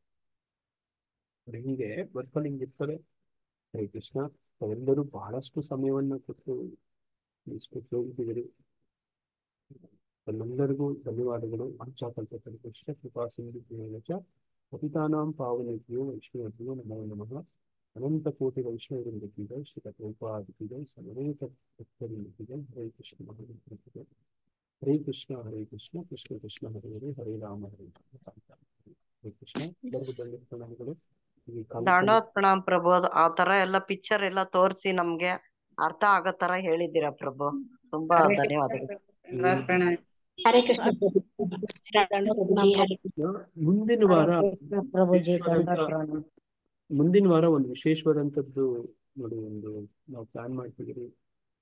ದ ಸೈನ್ಸ್ ಆಫ್ ಡೆತ್ ಅಂತ. ಜನನದ ಒಂದು ಡೆತ್ ಹೇಗಾಗತ್ತೆ, ಡೆತ್ ಆದ್ಮೇಲೆ ಸಾವಾದ್ಮೇಲೆ ಏನಾಗುತ್ತೆ ನೋಡಿ, ಈ ತರದ್ದು ಒಂದು ವಿಷಯವನ್ನು ನಾವು ಚರ್ಚೆ ಮಾಡಕ್ ಪ್ರಯತ್ನ ಮಾಡ್ತೇವೆ ಮುಂದಿನ ವಾರ. ನಿಮ್ಮ ಒಳ್ಳೆ ಹಿರಿಯ ಭಕ್ತರನ್ನ ಕರೆದು ಕ್ಲಾಸ್ ಮಾಡೋಂಥ ಪ್ರಯತ್ನ ಮಾಡ್ತಿದ್ದೀವಿ. ಎಲ್ಲರೂ ಭಾಗವಹಿಸ್ಬೇಕು ಅಂತ ಕೇಳ್ತೀವಿ. ಹೆಚ್ಚಿನ ಸಂಖ್ಯೆಯಲ್ಲಿ ದಯವಿಟ್ಟು ಕರೀರಿ. ಕಾರ್ಯಕ್ರಮವನ್ನು ವಿರಾಮ ಕೊಡ್ತೀವಿ. ಎಲ್ಲರಿಗೂ ಧನ್ಯವಾದ ಪ್ರಣಾಮಗಳು. ಹರೇ ಧನ್ಯವಾದ. ಕೃಷ್ಣ ಧನ್ಯವಾದ ಪ್ರಣಾಮ್. ಮತ್ತೆ ಜಾಯ್ನ್ ಆಗಿ ಅಂತ ರ್ಯಾಂಕ್ ಬಂದ್ಬಿಡ್ತಾರೆ ಪ್ರಭು. ನಿಮ್ ತರ ಮಕ್ಕಳ ನಿಮ್ ಕೈಗೆ ಸಿಕ್ಬಿಟ್ರೆ ರ್ಯಾಂಕ್ ಬಂದ್ಬಿಡ್ತಾರೆ ಪ್ರಭು. ಈ ತರ ಹೇಳಿದ್ರೆ ಹರಿ ಬೋಲ್. ಎಲ್ಲರೂ ಅಲ್ಲ ಕ್ಲಾಸ್ ಕೊಟ್ಬಿಟ್ರೆ ಮಕ್ಕಳು ಏನ್ ಆಗ್ತಾರೆ, ಈ ರ್ಯಾಂಕ್ ಫಸ್ಟ್ ರ್ಯಾಂಕ್ ಬಂದ್ಬಿಡ್ತಾರೆ ಬಿಡು. ಹರೇ ಕೃಷ್ಣ ತುಂಬಾ ಚೆನ್ನಾಗಿ ಪ್ರಭು ಹರೇ ಕೃಷ್ಣ ಪ್ರಭುಜಿ, ನೀವು ದಾರ ನಾವು ಗಾಳಿಪಟ ಈ ತರ ಅನ್ಕೊಂಡು ನಾವೆಲ್ಲರೂ ಗುರು ಮಹಾರಾಜರ ಕೈಯಲ್ಲಿ ಗಾಳಿಪಟ ಅವರ ದಾರ ಆಗುತ್ತೆ. ಅವರು ನಮ್ಮ ದಾರ ಗುರು ಮಹಾರಾಜರು ಕಲಿಸಿದರು. ಹರೇ ಕೃಷ್ಣ. ನೀವು ಶಿಷ್ಯ ಗುರುಗಳು ಪ್ರಭು. ಈಗ ಎಂಡ್ ಮಾಡ್ತೀವಿ ಕಾರ್ಯಕ್ರಮ. ಮತ್ತೆ ಈಗ ಮತ್ತು ಸಿಂಧು ಕಾರ್ಯಕ್ರಮ ಇರುತ್ತೆ. ಮಾತಾಜಿಯವರು ಕ್ಲಾಸ್ ಮಾಡ್ತಾರೆ. ಭಕ್ತಿ ತೀರ್ಥದ ಮಾತಾಜಿಯವರು, ತೀರ್ಥದ ಮಾತಾಜಿಯವರು ಎಲ್ಲರೂ ಮತ್ತೆ ಜಾಯ್ನ್ ಆಗಿ ಅಂತ ಕೇಳ್ಕೊಳ್ತಾರೆ. ಹರೇ ಕೃಷ್ಣ.